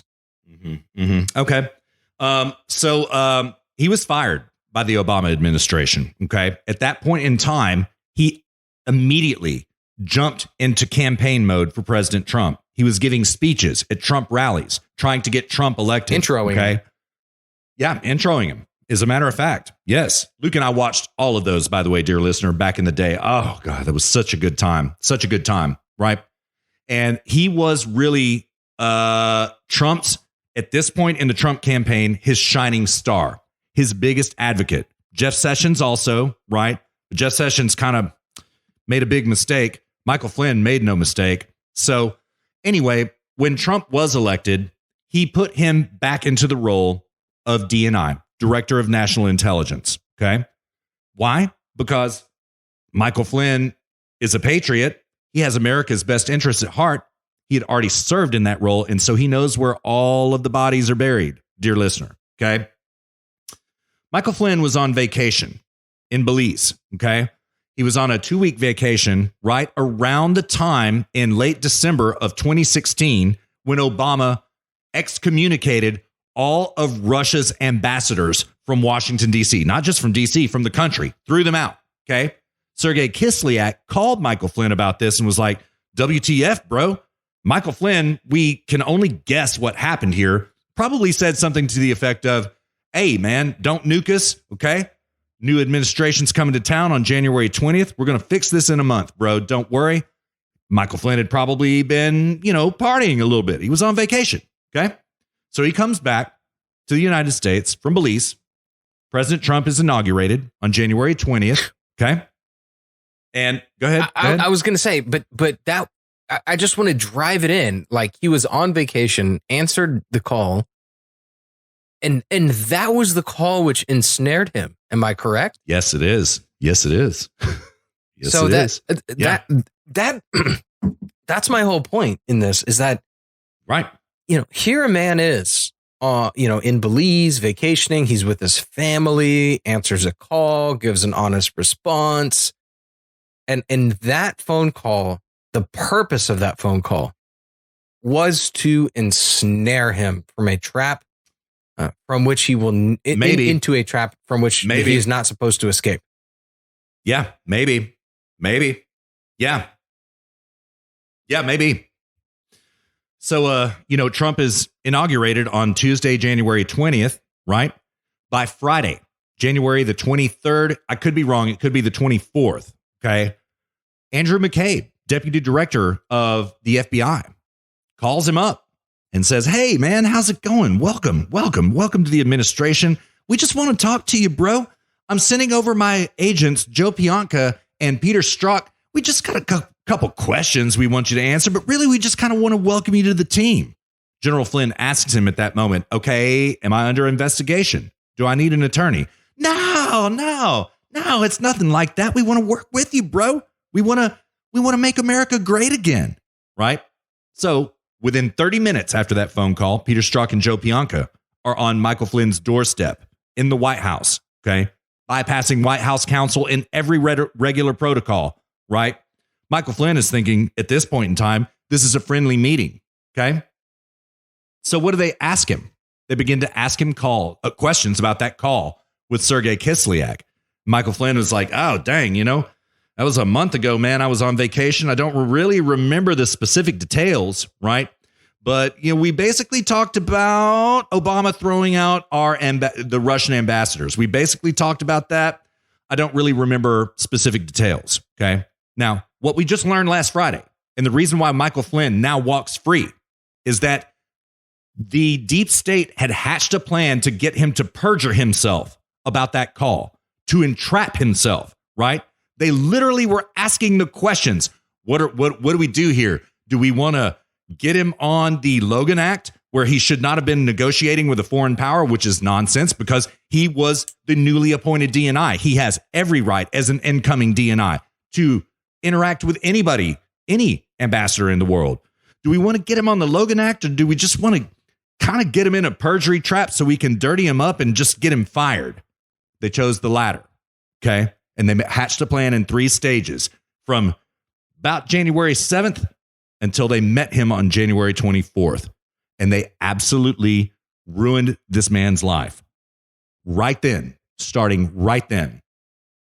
And what he went downtown for and what he pled guilty to was lying to the FBI. Okay? Why did this happen? We now know conclusively that the reason why he did it is that they took a run at his son. Yeah. They were like, we're going to take your son downtown and we're going to ruin his life if you don't plead guilty to this. So he did, right? He didn't ever lie to the FBI. Dear listener, this leftist squawking. He's already, oh my God. He pleaded guilty to lying to the FBI. Why is this son of a bitch not in jail? Oh my God. Because he was coerced. That's why. He was coerced. He was threatened. His family was threatened. And here we are 3 years later, dear listener. The man is bankrupt for now. He won't be for long, but he is right now. And lost everything. Lost his house. Lost his reputation, which is everything to a patriot, a military patriot like this, right? He was absolutely just set up by our government.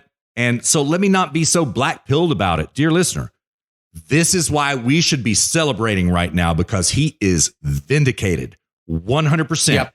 Everything that we always knew was true. Everything that we knew. The DOJ proved for us, bro. We didn't have to rely on Dan Bongino or Sean Hannity or Sarah Carter to prove it. The DOJ copped to it. Oh, my God. Because they knew. Because William Barr was there. That's why. Because William Barr knew. And he freed the man. Dear listener, and Michael Flynn, you believe this, Michael Flynn is going to be a very rich man again. And he was not a rich man before, but he's going to be now. He's going to be now. I mean, so he will be off a lawsuit, but if nothing else, a book deal. Oh, yeah. Yeah, absolutely. Absolutely, man. And I'll buy his book. You'll buy his book. Everybody within earshot of us right now will buy his book. Yes, he's going to do very well. But like Luke, I don't think it's just going to be the DOJ that he sues.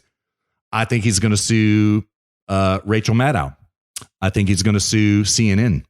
I think he's going to go after the media because they carried water for the deep state, hand in glove, right? They cooperated. Yeah.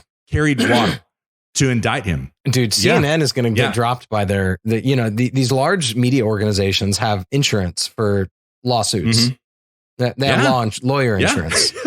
Right. Like, dude, after the Covington kids, they got sued right after that as well. Right. Dude, they're just gonna get dropped by their lawyer insurance at some point. Yeah, we're not gonna insure you anymore, bro. You're on your own. Yeah. Good luck with that. And maybe then they'll finally tell the truth again. Maybe. Yeah. So, yeah. Yep. Dang. Well, so good. So good. Yeah. So, I mean, such an act of injustice, and what we are celebrating today is an act of justice.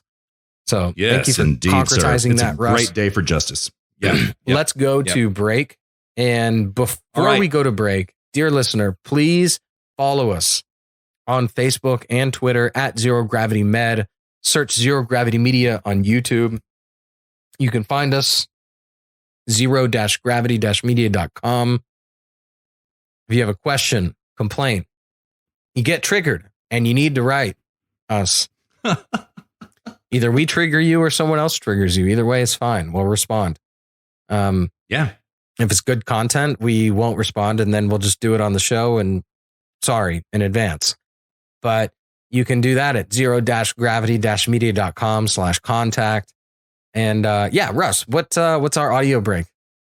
All right. So, dear listener, the God tier Catherine Herridge, who now works at CBS News, who used to work at Fox, and she left a few months back, right? And she went over to CBS. She has always been an advocate for General Flynn, but she only reports the facts. She had an interview with William Barr on Thursday about exactly why was it that William Barr decided to drop the DOJ case against General Flynn. Okay. That interview is scrubbed from the internet. You can't find it anymore. Okay. I watched it back, in the halcyon days of one day ago, but it's gone now. Okay. What I found instead was a CBS News piece that dropped just last night, where one Anne-Marie Green and Vladimir Duthier, I don't know his name, I don't care, grill Catherine Herridge about her reporting about General Flynn. Now, dear listener, there is so much context to this piece. First of all, Anne-Marie and Vladimir, they're self-quarantined, okay? Let's just look at it formally at the video. They're self-quarantined, and so their audio is terrible, okay? Whereas Catherine Herridge, she's in the CBS newsroom, is where she is. That tells you everything about the Kung Flu right there and what the agenda is.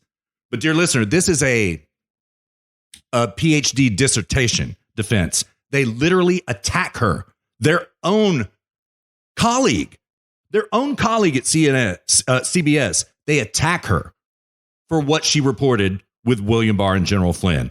And it, frankly, is much more interesting than Catherine Herridge's interview with William Barr, although she does highlight the salient clips from that interview in this piece.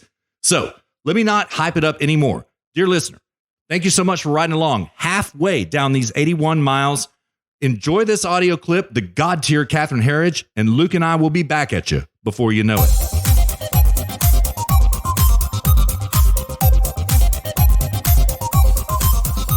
Attorney General William Barr is now weighing in on the stunning decision by the Justice Department to drop the case against Michael Flynn.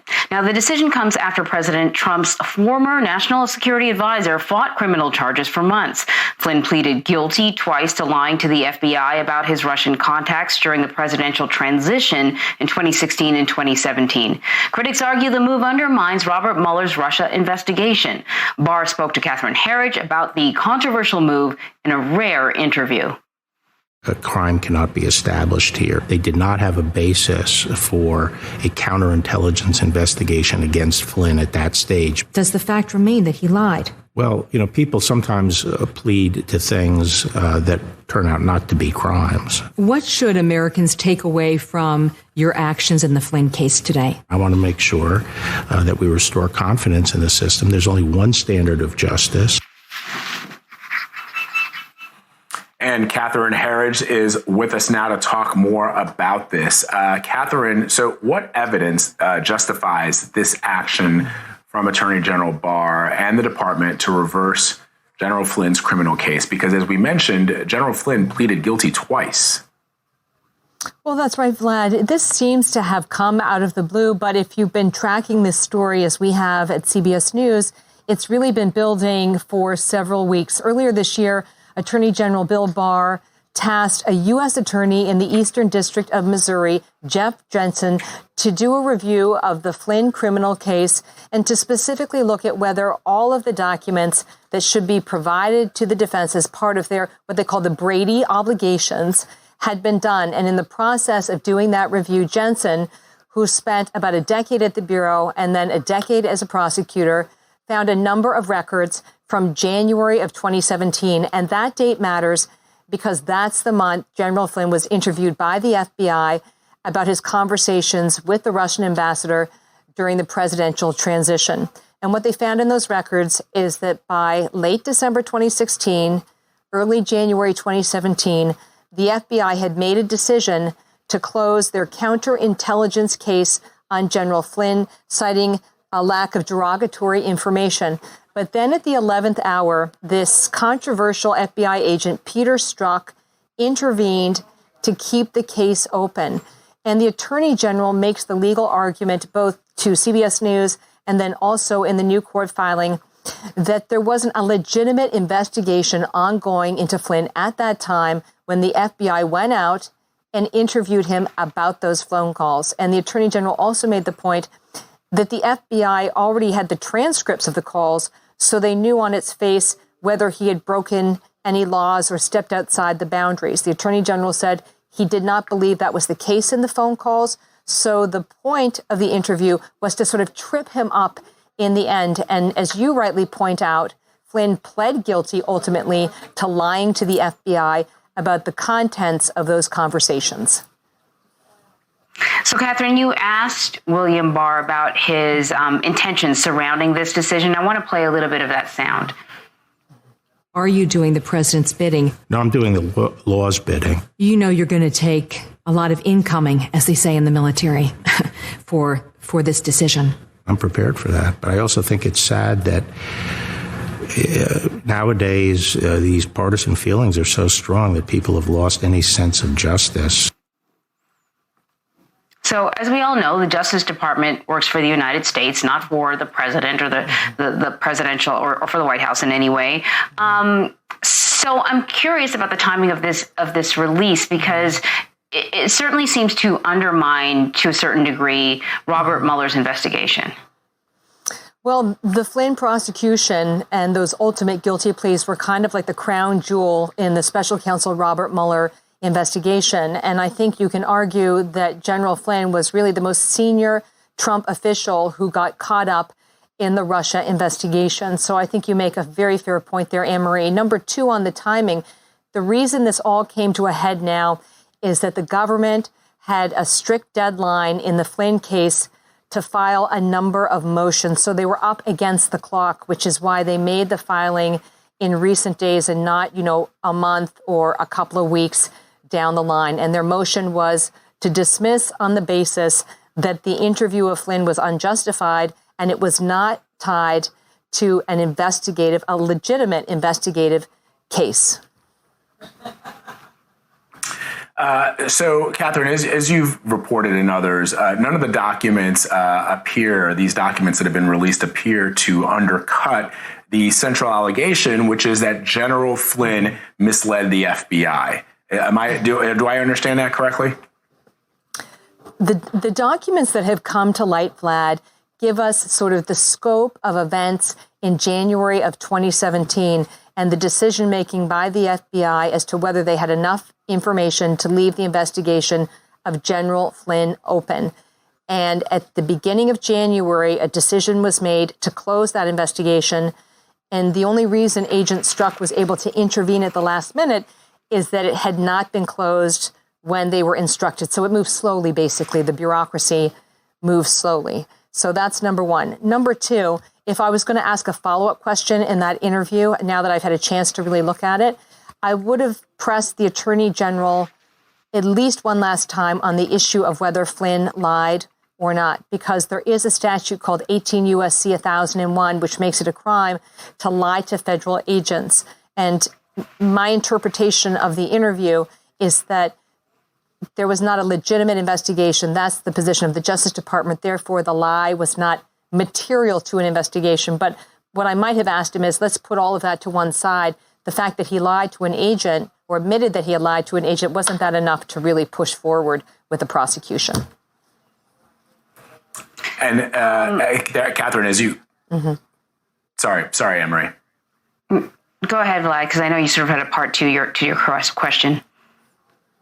Yeah, so I was just going to say, Catherine, as you know, the president has weighed in on this, offering his congratulations on Twitter, saying, quote, dirty cops and crooked politicians do not go well together. We've also had a reaction from former FBI Director James Comey. I want to play a little bit of that. Who at the FBI was driving this? Well, this particular episode, it looks like the impetus came from the 7th floor. The 7th floor is Director Comey.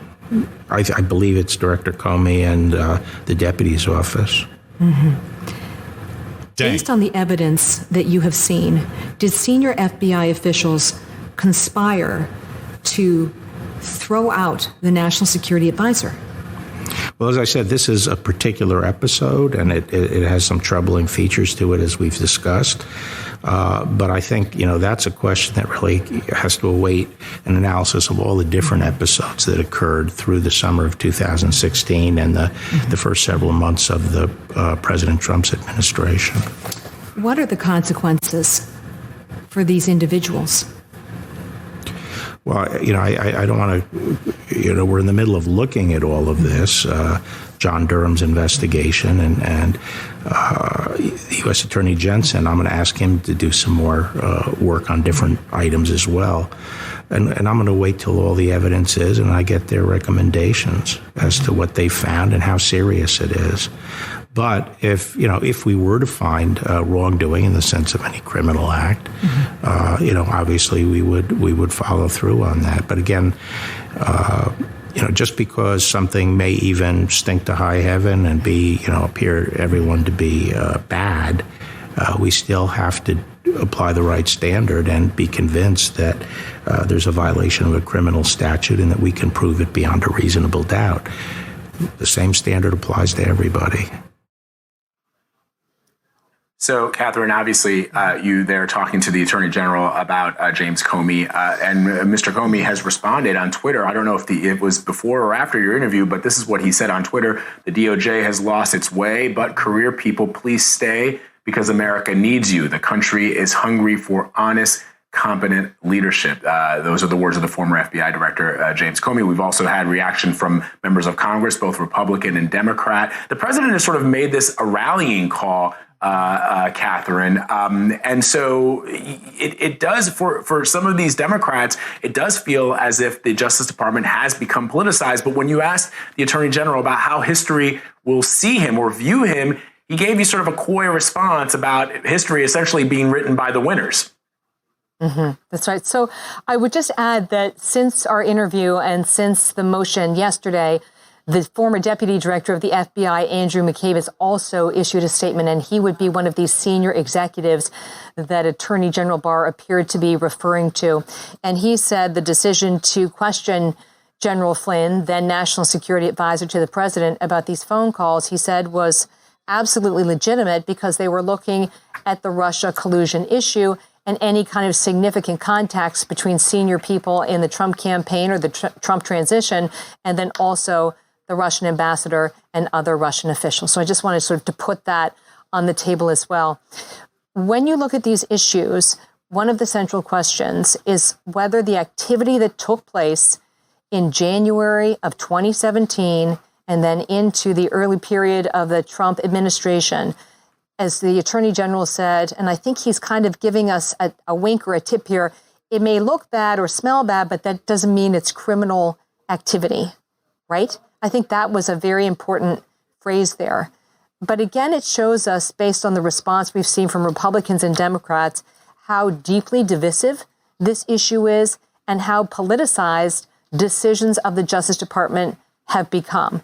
The Attorney General told CBS News that he's trying to take the politics out of this by following the letter of the law. And in this case, he felt the evidence did not support this prosecution and there was not a legitimate investigation that was open at that time. Legal scholars will debate whether that is information which they think is fair or it's not fair. But ultimately, the judge is going to have a say in this, and that's the wild card that we're still waiting for. Catherine, before I let you go, you expect Republicans to take one side and Democrats to take another side on this issue. And I don't know if we'll ever hear Robert Mueller himself weigh in on it. But the prosecutors working on this case that spent like 2 years working on this case, I'm wondering if they've expressed any opinion on this final decision. They would have looked at all the notes. They would have come to a conclusion. And I presume that if they thought there were red flags there, they would have spoken up as well. I know I don't want to get inside the minds of people who were on these teams. I just try and sort of stay trained on the facts of what happened here. And one of the important issues that's really come, I think, out to the fore really is that when you are interviewed by the FBI, especially if you're a senior person at the White House, there's a real procedure in place. You know how government works. There's a real procedure to doing that. And it involves notifying the general counsel of the White House, and then you coordinate how that will go, what legal representation will be there. But in the Flynn case, and the former FBI director, James Comey, has sort of joked about this publicly, they did an end run around everything because things were so chaotic. And they just went directly to Flynn and said, we got some questions we want you to answer.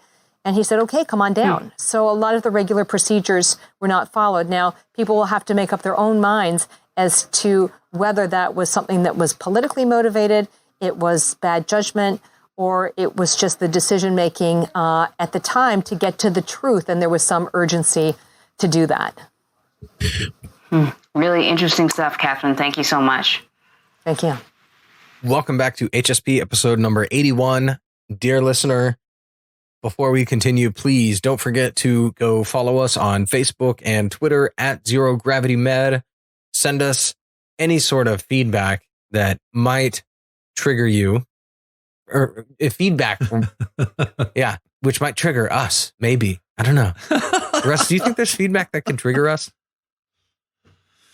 I got triggered by that feedback we got about Roger Stone that time back in the 30s. Yeah, that triggered me. But now, I think we're seasoned enough. I wouldn't get triggered by negative feedback anymore. So I didn't. I was more disappointed that we got that feedback. But then there was that one lady who on our Facebook page was commenting, and I BTFO'd. I BTFO'd her until she actually started messaging the Zero Gravity Media Facebook account privately.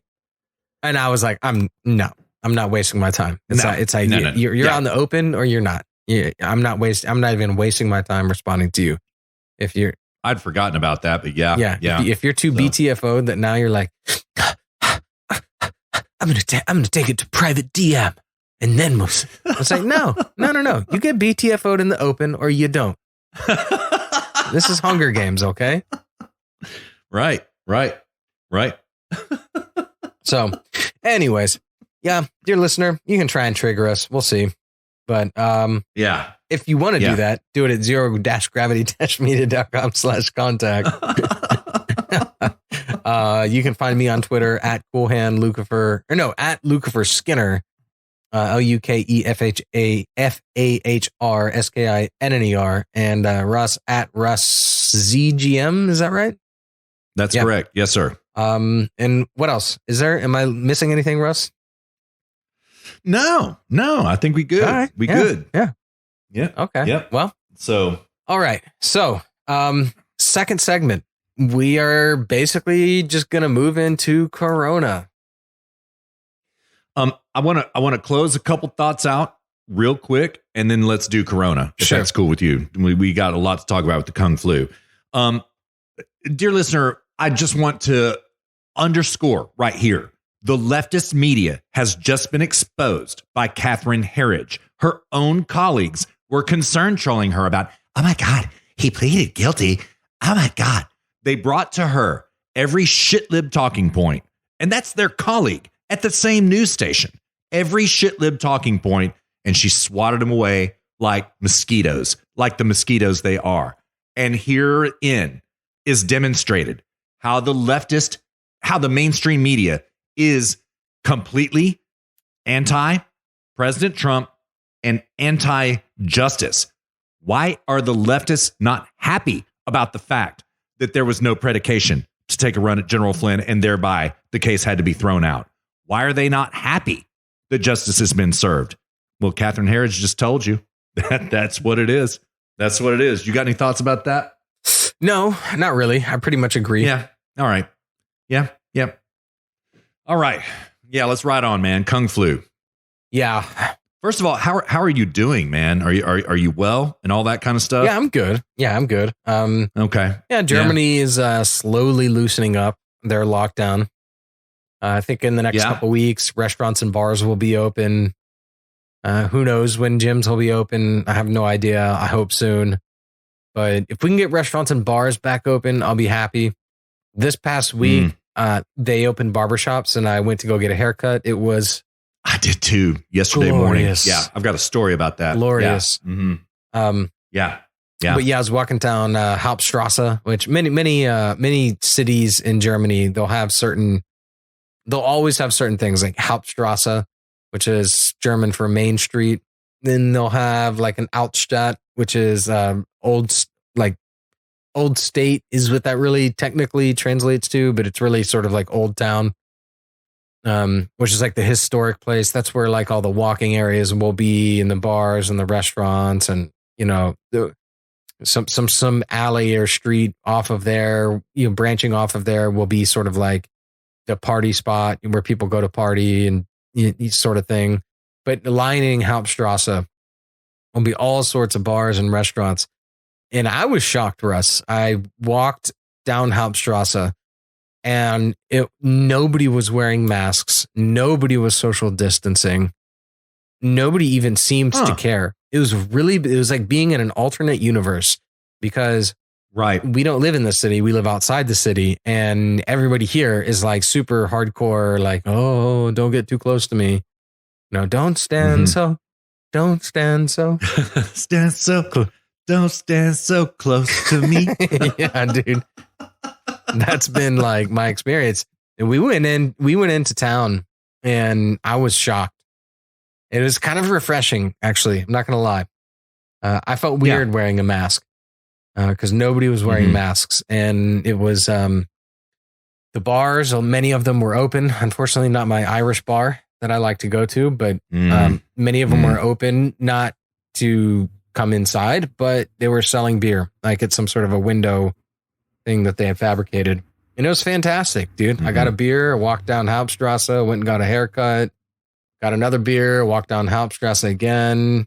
Jessica was with me. We were just kind of cruising around. Pizza was open, selling pizza.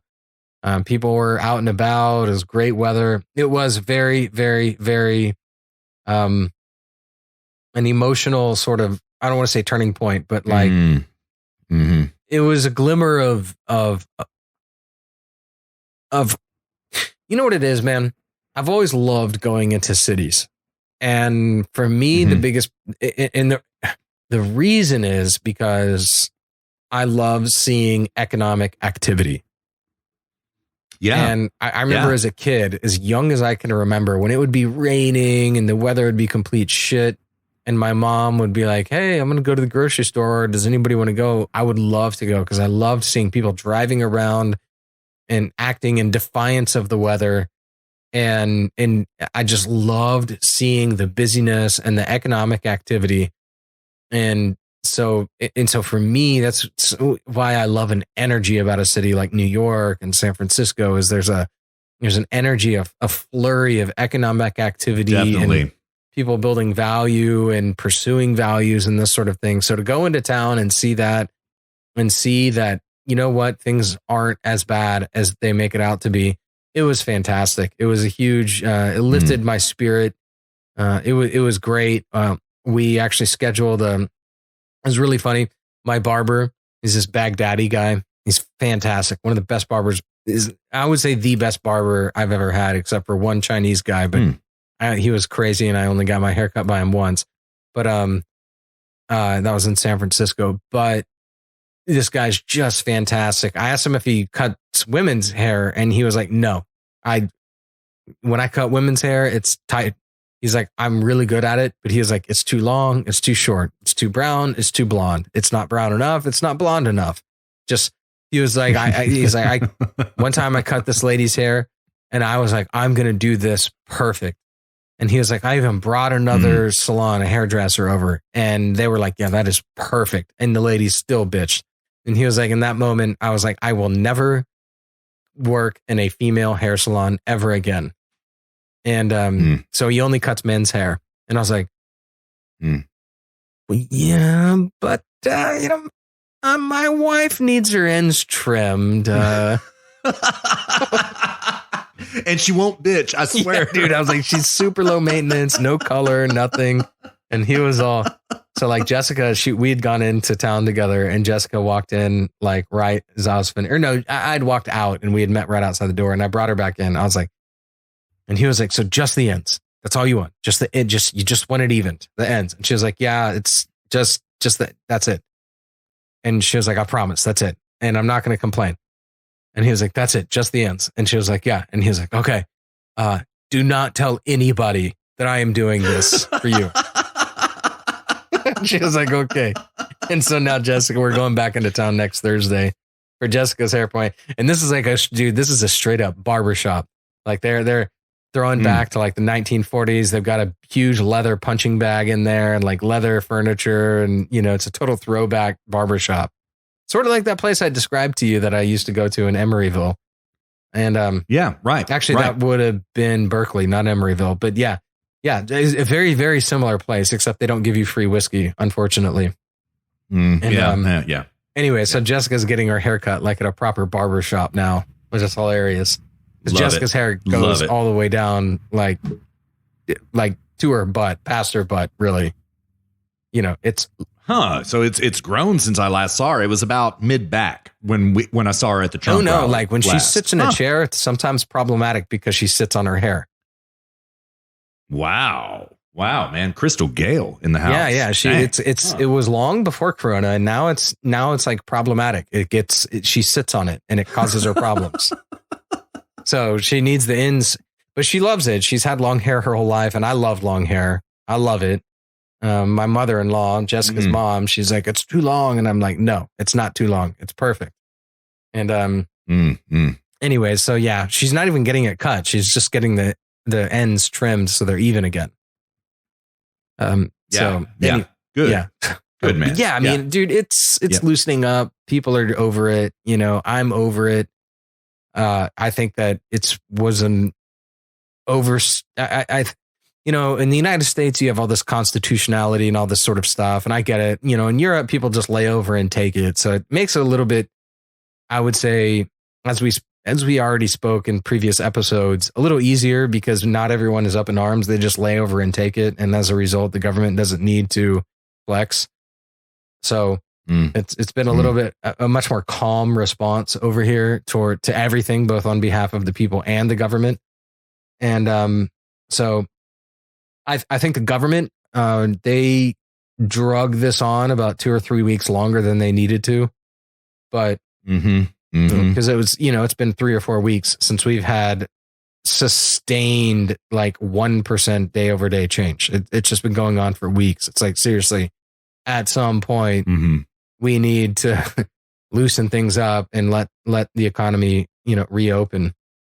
But it's getting there, man. We're very close. We're on the precipice. We're talking days, not weeks. Yeah.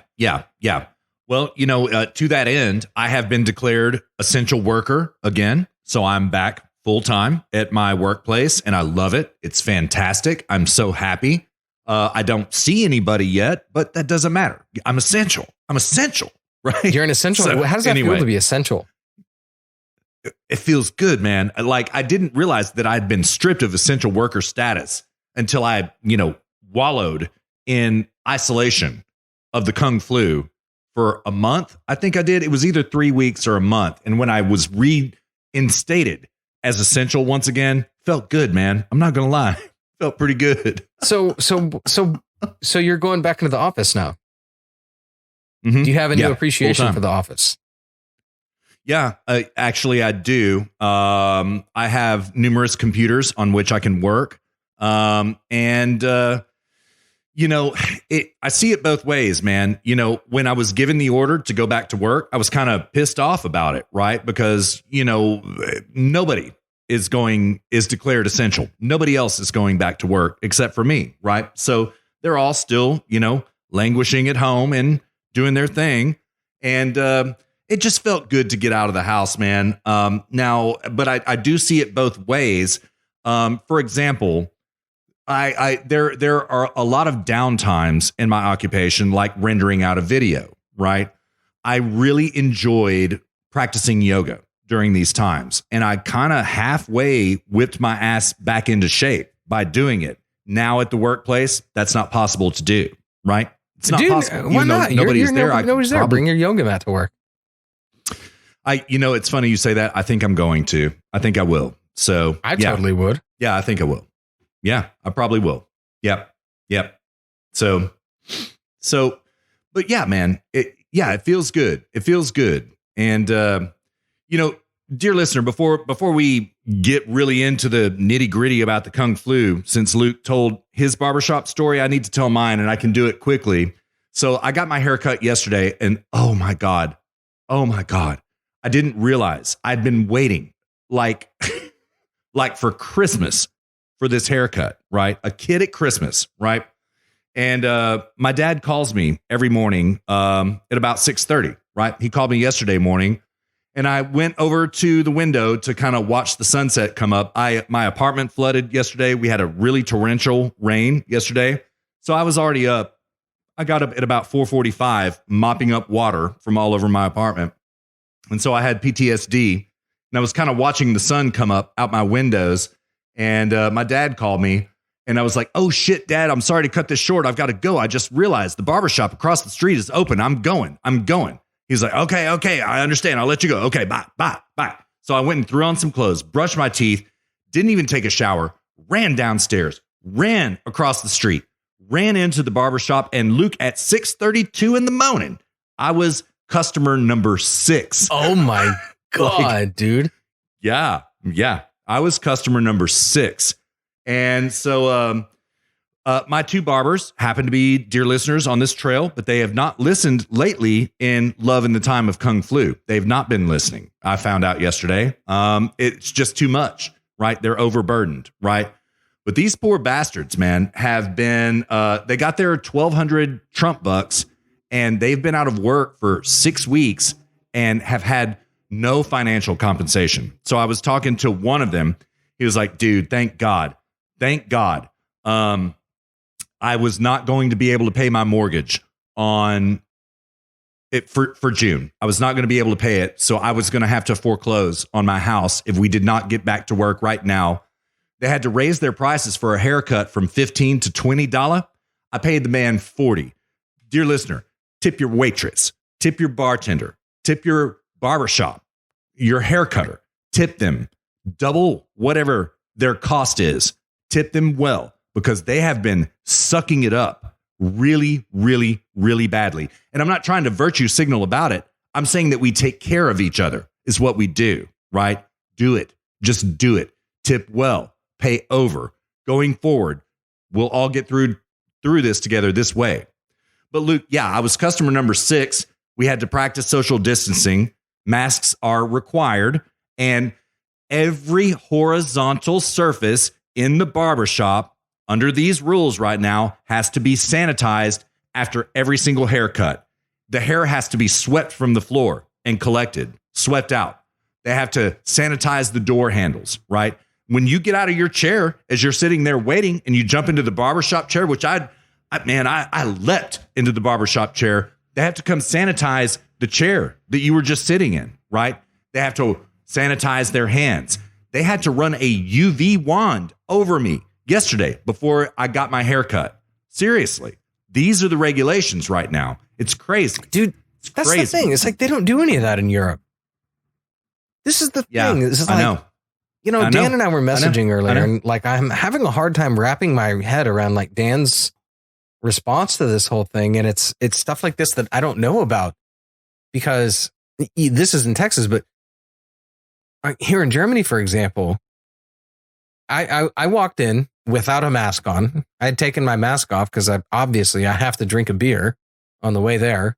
You know, yeah, can't walk down Hauptstrasse without drinking a beer. I go into the barber shop without a mask, and he's just like, "Oh, hey, do you have a mask?" And I was like, "Yeah." And he was like, "Oh, okay." So I put it on. He's like, "Oh, I'll deal with it." You know, I sit down, and then he cuts my hair, and he has gloves on and a mask on, and we talk and chat, and then I go pay, and then I leave. That's it. Yeah. Like, to me, that's a reasonable response. You know? Yeah, I do too. Yeah. I think it's a little bit hysterical in the States still. I also think it is a major overstep of governmental power. Like you talked about, the government flexed and the people bent, right? So, you know, dear listener, there's been a lot of crazy shit going on in Texas. We're just going to leave that on the table. Luke and I are leaving a lot of unspent ammunition on the table this week. There's the thing with Shelley Luther, the hairdresser, who defied court order by Judge Moyer and kept her salon open. Greg Abbott did very well about that. One thing that Ross and I did not talk about in the Shoe Bros episode, which I was privileged to be on, there was an incident in West Odessa where a woman opened her bar and a SWAT team showed up, right? Jesus Christ. SWAT team. This is in Texas? Yeah. Okay, yeah, this is the shit about which I am unaware. I mean, okay. Mm-hmm. Dan, I know you listen, when we were going back and forth earlier, like, this shit is ridiculous. Like, Europe has a much more, like, my only complaint about the European response is that it drug on too long. That's it. Yeah. But it's like, we don't have this shit where it's like, the SWAT team is showing up and all this sort of stuff, Well, there were patrons who did have guns on them. It was a peaceful armed protest because this woman had to open her bar right then or she was out. Like, my barbers were both about to be out, right? And she called the sheriff's department in advance and was like, "Hey, people are going to bring their guns to my bar. What's up?" The sheriff told her, "Hey, okay, yeah, no, you can't have guns on an establishment where you're selling liquor." So she moved them behind her bar to her house. They were not on the premises of the bar. And they came and they stripped all 8 of those men and the bartender of all of their weapons and the right thereby to have those weapons, and took them all downtown. And as far as I know, they're still downtown at this moment. So we have this weird gray area where reopening and the Second Amendment are co-involved. Right. It's despicable, dude. And John and I have talked about this. Now, listen, I understand it's a provocative protest. I get that. Nonetheless, it seems to me as I re-examine it that all of the laws were obeyed. OK, now what we have here is a situation where the government flexed and the people bent. Once again, they bent the knee once again. So anyway, yeah. We weren't going to talk about it, dear listener, but we had to. This is the point I want to make, Luke. Here is where we're at right now. You have the Michigan Capitol on Monday being stormed by an armed militia. Okay. You have the Newport and Huntington Beach protests last weekend in California, and another one happened again this week, right? We have gotten to the point where there is going to be massive civil disobedience because they went too long. And we got 33 million people unemployed as of this week. That's all that we know about. It probably is more like 150 million, to be honest, dear listener, to be quite honest. Trump's God-tier economy has been wrecked, and the people are sick of it. And Luke, because of the fighting spirit of the American people, born of revolution, I fear that this is a true powder keg right now. I really do. Because the government overflexed, as you say. Yeah. This is to me is the difference. This is why I'm having such a hard time understanding Dan's complaints about this, because what's happening in Europe and what's happening in the United States is so much different. Yeah, it is. This is and we talked about this, like maybe in the episode before it's like anytime you and I disagree, Russ, I always ask what's different about my context versus yours. Right. Right. And usually it's something contextually related, not ideologically related, you know? And, and I think this is one of those scenarios. It's like the US is it's just insanity to me when I hear about these things. This is insanity, you know, but like, you know, here in Europe, yeah, they shut businesses down, but they pretty much just categorically across the board gave everybody 60% of whatever they were making before. And now they're actually upping it to 80% if you're still not allowed to work. And wow. Okay. But I mean, that happened in like days, weeks. It's just like, boom, direct deposit straight into your account. They didn't need to pass $2 trillion in stimulus. They didn't need to pass this. They didn't need to print a bunch. They just did it. They were like, okay, we're shutting businesses down and then we're going to, you know, make sure people don't have to starve and they can feed their kids, which is the primary complaint of that salon owner in Dallas. And so nobody really complained. It just kind of just happened. You know, like I don't think that should have even happened. I think that there was even a better way to deal with the problem. We could talk about that, but I mean, this is the context that we're in. And the difference between European government, I should say specifically German, but I think in general European versus the American is that they are just much more practical. Like, like the American government, they want corruption. They want, and this is what makes me think, it's like, Jesus, it's like, yeah, European governments are more leftist, but my God, how corrupt the American government has become. Yeah. You know? So like the European government, they just do whatever they need to do. But the American government is just like, oh, hey, yeah, let's cram $350 billion in pork into this $2.2 trillion unneeded stimulus package. Right. And then 2 weeks later, we're going to go, oh, hey, we're $350 billion short in helping small business owners like your barber. You know? Right. It's just insanity to me. It's like the incompetence of the American government is. I have come to a point where, like, yes, the European governments are more leftist and worse in that respect. But like, I've come to the point where I'm like, I would almost just rather have a European government than an American government. I mean, at this point, I agree. Because it's like my life has not been very much impacted, and people are police aren't out body slamming people in Walmarts for not wearing a mask, for example. You know, the employees themselves will just say, "Can you please put on a mask? If not, leave." You don't need police in there body slamming people, which is something that happened recently. You know? Yeah, it did. It's just insanity, dude. And this is something I was telling my European colleagues here that, employees and colleagues, but I was telling them, like, Americans, it's really funny. It's like both the government and the people themselves as a culture, they have no in between. It's like, communist, authoritarian, dictatorial, we're bringing in the troops, boots on the ground to suppress everybody. And we're going to have boots on next before the end of the day on one side. Or it's like AR-15s and armed revolution. It's like no in between. You know? And in Europe, somehow it's really funny, man. They manage this like middle ground of like, yeah, you know, we're not going to bitch. You're not going to bitch either. So let's just kind of do some shit and we'll figure it out. You know what I mean? Yeah. It's really funny, man. And in America, it's just this chaotic mess of conflict. Yeah, I completely agree. I know.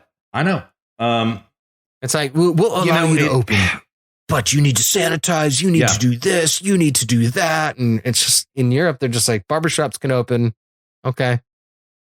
And they do these news updates twice a day where they're like, we hope that these businesses can open by this day. We need to keep an eye on the virus numbers. And if they stay the way they are, we hope that by March 11th or May 11th, whatever, then these businesses can open.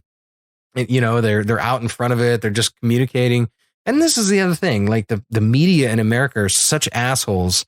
You know, like the German media, they don't have to worry about that. The German media just reports exactly what the politicians say. They don't try to blow it in. They're not Jim Acosta in there. Like, so what are you going to say to the German people who are upset with you about their family members dying from coronavirus? They're not doing that right. at all. It's just like the German politicians just say what they're doing, and then the media just reports what the politicians say to everybody. That's it. It's a healthy relationship. And so, a lot of this a lot of this is just driven by the media. Just a lot of the American response and the attitudes and everything that's happening is ginned up by the media. It's truly amazing to watch what's happening in America versus in Europe, and the unhealthy relationship between politicians, corruption, and the media as well, versus here in Europe. Rather, the unholy alliance, I would say, not unhealthy relationship. The unholy alliance is what I would characterize. Yeah. That's a good point. There is no such thing as a healthy relationship between politicians and corruption. Yeah. Right. Unholy alliance between politicians, corrupt business people, and corrupt media. Dishonest media, I should say. All right. Let's hit and quit a couple things. Where are we at on running time? We wanted to keep it under 2. We're at 2.5. 2:15. Right. Yeah. Can I hit and quit a couple things and then let's get out of here? How do you feel about that? Yeah, let's do it, dude. I mean, I have one article I've clipped, but I've hit everything else I wanted to hit. So, and that one article is well, what you and Ross already spoke about on the last Shoe Bros anyways, which was about in LA, the hotels being forced to take on homeless. It's just despicable, but it's crazy. But it's crazy. Yeah. But by the way, I there was a caller into some talk show I was listening to. It was not Rush. It was the morning show on WBAP. I was listening to it yesterday morning, and a caller, fairly liberal, I would say, and it's a conservative show, raised a good point. All of these hotels receive massive tax exemptions, right? And so the LA government, the San Francisco government, expect their payment back in blood. And my argument to this would be like, that's not a quid pro quo problem here. It's a taxation problem in the first place, is what it is. So but it's a good point nonetheless. This is what I would say to that. No. They're not receiving tax exemptions. The government should be thanking us for receiving taxes. Yeah, that's right. That's right, man. That's exactly how I would put it. No. I'm not thanking you for tax exemptions. You should thank me for my taxes that I pay to you. Right. Exactly so. So, yeah. All right. Well, what are your hit and quits? All right. Dear listener, I'm going to go a little bit. No insult to mentally disabled people, but I'm going to go a little bit conspiratard here on a couple of things. When you start something out like that, it's kind of like you're basically just admitting to it. Yeah, pretty much. I have a black friend, and I'm not trying to be racist, but right.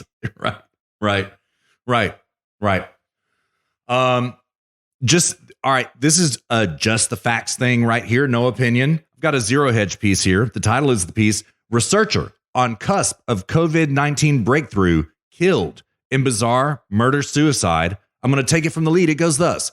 A University of Pittsburgh researcher working on a coronavirus project was fatally shot on Saturday at his home in Ross Township, while associate Hal Gu, 46, was found dead in a car approximately 100 yards away from what appeared to be a self-inflicted gunshot. The researcher, 37-year-old Bing Liu, was found shot multiple times in the head, neck, and torso around noon on Saturday. Nothing was stolen from the townhouse, and there was no forced entry, according to the Post-Gazette. In italics, he worked in the college's Department of Computational and Systems Biology at the Pittsburgh School of Medicine. Gonna leave it right there. Whatever you think about it, dear listener, let us know. Now, the last thing, Luke, I'm not going to read this time, but there has been some curious stuff going on, okay? We found out that one of Trump's close advisors got infected with the Kung flu. Well, then yesterday, Mike Pence's chief of staff tested positive for the Kung flu. And, let's keep in mind the context of this at all of these press gatherings that President Trump has. Oh, my God, are you going to be tested for the virus? Why are you not wearing a mask? Oh, my God. Right. This has been going on for weeks and weeks and weeks. Okay. Well, today, Luke, it turns out that 11 Secret Service agents have tested positive for the Kung flu. Dear listener, is somebody taking a run at the president? It's not theory. It's not conspiracy theory. It's an honest question, right? The media has been bringing Kung flu closer and closer and closer to the president. Now, all of a sudden, the literal virus is closer and closer and closer to the president. Is there a run being taken here? I leave that to your discerning judgment, dear listener. That's it. That's all I got, man. What do you think about that? That's interesting. I have something totally unrelated to that, but somebody else has died from Kung flu. Died from Kung flu. I want to make sure I get the right person. I just typed in their name with Kung flu. I was like, yeah, it's probably not going to yield the right result. I think it was Roy of Siegfried and Roy. Really? I hadn't heard that. Yeah, Damn. he got Kung flu. Damn. Hold on one second. One second. I got this. Here we go. Roy. No, it's Siegfried. Siegfried died? Holy shit. Wow. Man, no.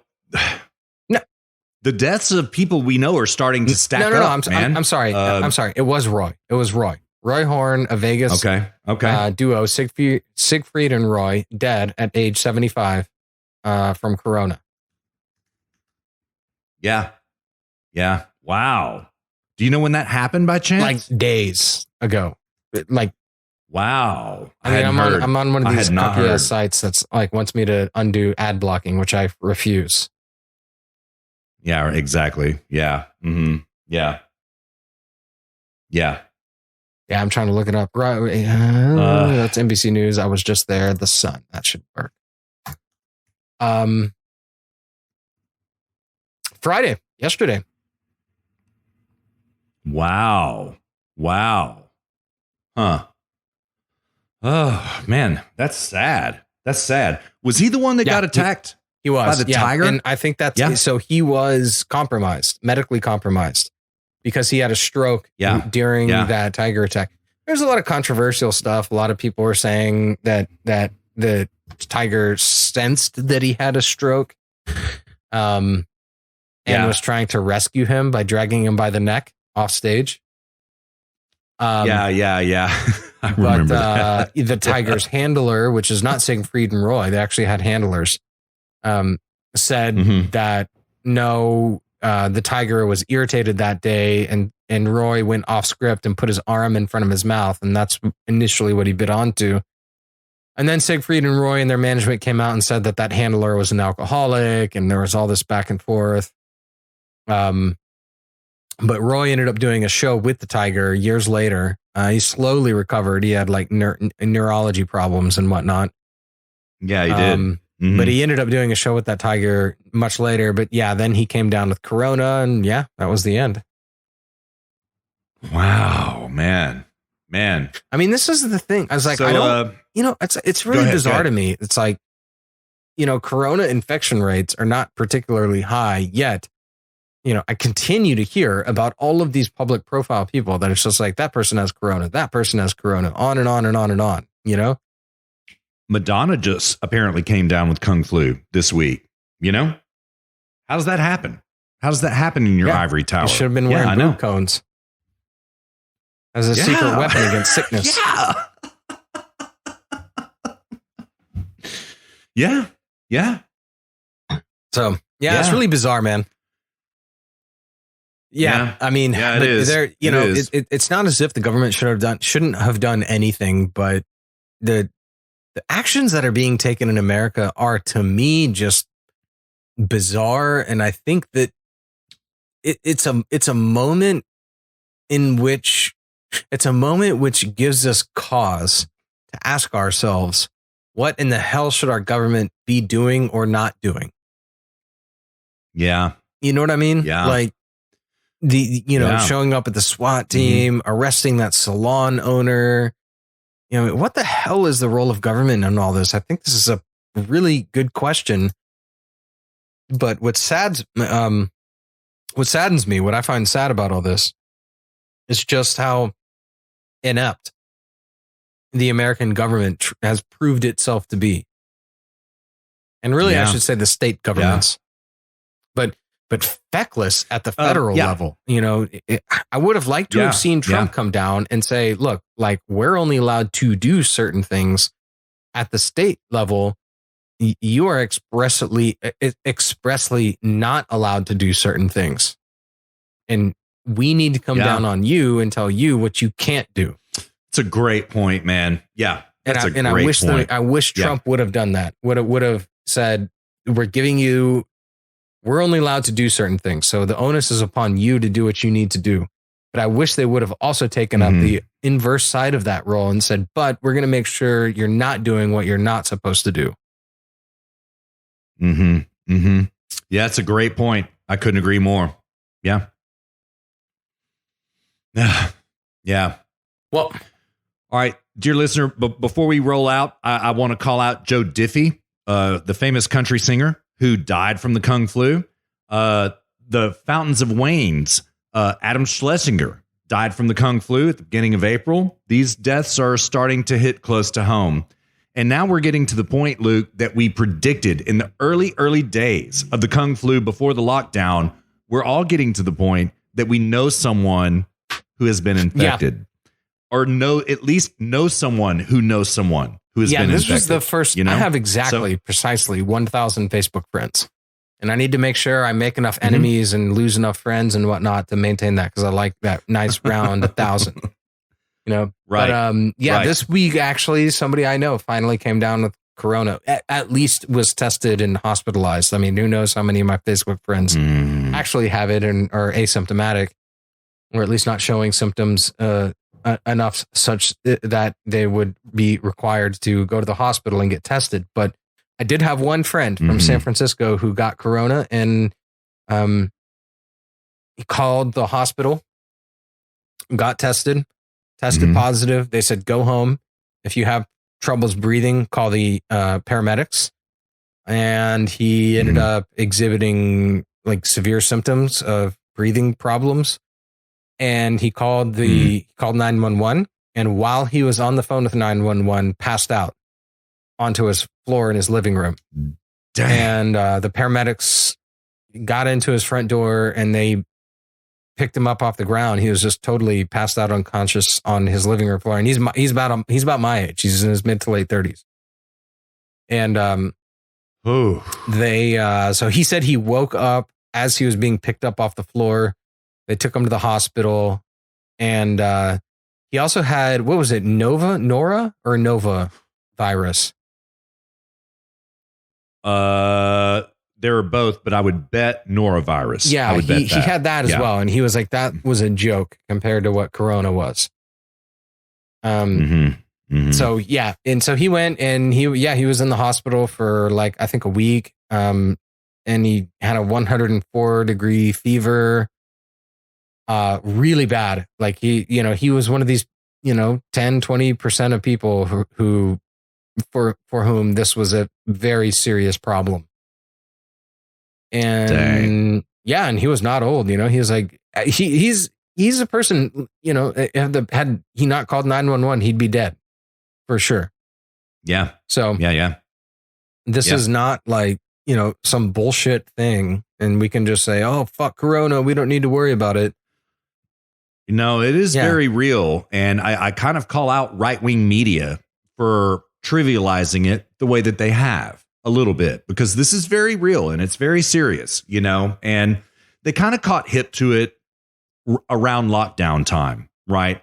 Nonetheless, I do agree with right-wing pundits that the cost has been too high that we are paying in terms of economic disaster right now. And yeah. I mean, the thing is like from the very beginning, they have not had a good principled approach. Now, I will be the first to admit, I haven't either. Okay.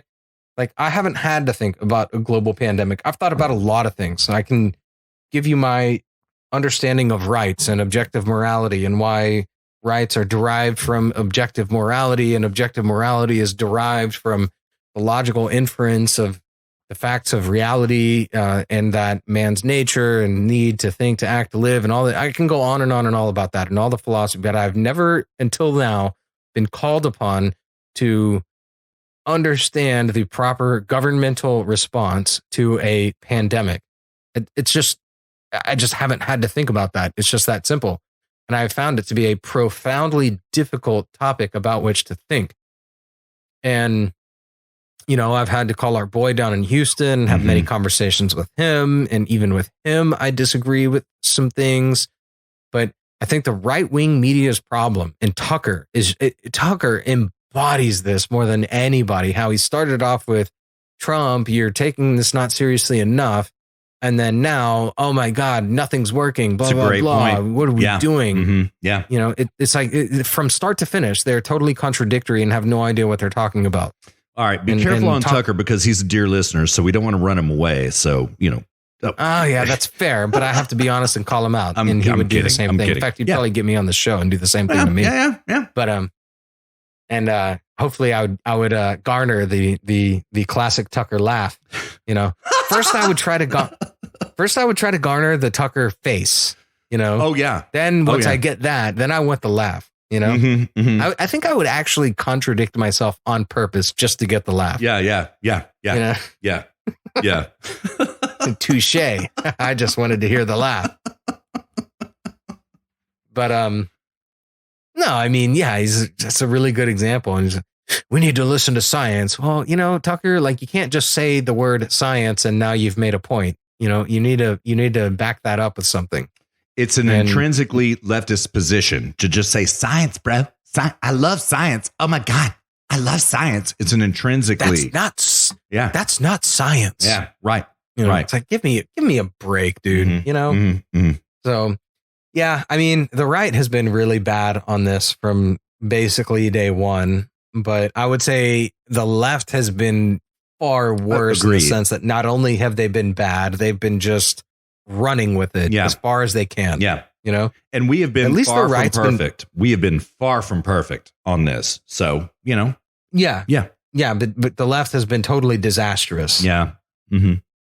So the right, at least they were trying to figure it out, even if it was an ill-conceived attempt, even if it was a fool's errand from the begin with, because they don't really have a principled understanding of rights and private property and this sort of thing. So it's kind of a fool's errand at the outset. But I mean, my God, the left has just run with it as far as they could. Yeah, they have. And they will continue to do so. We are far from the end of this, far from the end of it. So, yeah. Yeah. Meanwhile, in Europe, we're just kind of like, whatever. Bars are about to open. Restaurants are about to open. Nobody's bitching and complaining. Whatever. Police aren't body slamming people and running around and arresting people and ticketing people and showing up with SWAT teams. It's really weird, dude. My opinion on Europe is changing a lot. My opinion on America is changing a lot. America, at its core, far and away supersedes Europe and just every metric. But it's times like these where I'm just really happy to not be in the United States and happy to be here. Yeah. Strange days indeed. Although, I would rather be in Texas because, my sister has a pool. We'd have so much more space. We've thought about just catching a flight to Texas, just saying to hell with it here and just kind of chilling out there because you have more space. But, then again, things are opening here. It's, I don't know, man. It's a really weird world that we live in today. It's a bizarre time. It is. And it's amazing to think. And I reflect back on my prediction. It's like, you always talk about how like, oh, my predictions are never right. It's like, dude, do you remember my prediction on Corona? I remember a few. Which one? Well, you were asking me what I thought would happen. And I go, oh, man, we're kind of different from China. So, I'm sure there's going to be a couple Corona cases coming over here, but then it's not going to spread, bro. We're good. No worries. I said that on a show. I don't remember the show, but it was like I think around January. Yeah. Like mid to late January or maybe February or something. And like, my God, dude, I could not have gotten that more wrong. You know? Well, at least we can admit it. So there's that. So. Oh, yeah, dude. I mean, and I have to update the accuracy rating. I think that probably dropped it down to like a 90, maybe like 85. Not that bad. Not that bad. We didn't know what we were dealing with yet. And frankly, Luke, this is another thing which astonishes me. We still don't know what we're dealing with. We still don't. So yeah, but most of what we don't know what we're dealing with has to do with politics, not the disease itself. That's the problem. I think that's Dan's whole point. Is like, we're not worried about the disease. We're worried about the people. Yeah. Dang. Well, let's call it, dude. Let's call the episode. All right. You want to run us through the socials real fast? Yeah, bro. Yeah. Here are my socials. Dear listener, you can find us on Facebook and Twitter at Zero Gravity Med. Try to troll us, try to trigger us. I dare you. zero-gravity-media.com/contact. If you do try to troll us, if you do try to trigger us, then I implore you to be prepared to get BTFO'd on the following HSP, which you will, I assure you. True story. You can follow me on Twitter at Lucifer Skinner, LUKEFAHRSKINNER. Russ at Russ ZGM. Russ ZGM. Yes. Yep. I thought you were introducing me. Sorry about that, bro. Sorry. Oh, no. It's all good. Yeah. At Russ ZGM. And what else we got? That's it, right? Yeah, I think that's it, man. Yeah. All right, dear listener, we are going to set up camp right now. We're going to cook some food. We're going to have some drink. We're going to enjoy one another's company and have fun in this time of love and kung flu. Thank you so much for riding these full 81 miles. Luke and I will be back at you before you know it, on time and under budget next week. Set your watch to it, and you believe that. In the meantime, Luke, you take care of yourself. Stay well. You too, brother. All right. Be in touch. All right. Sounds good, man. Peace. Late.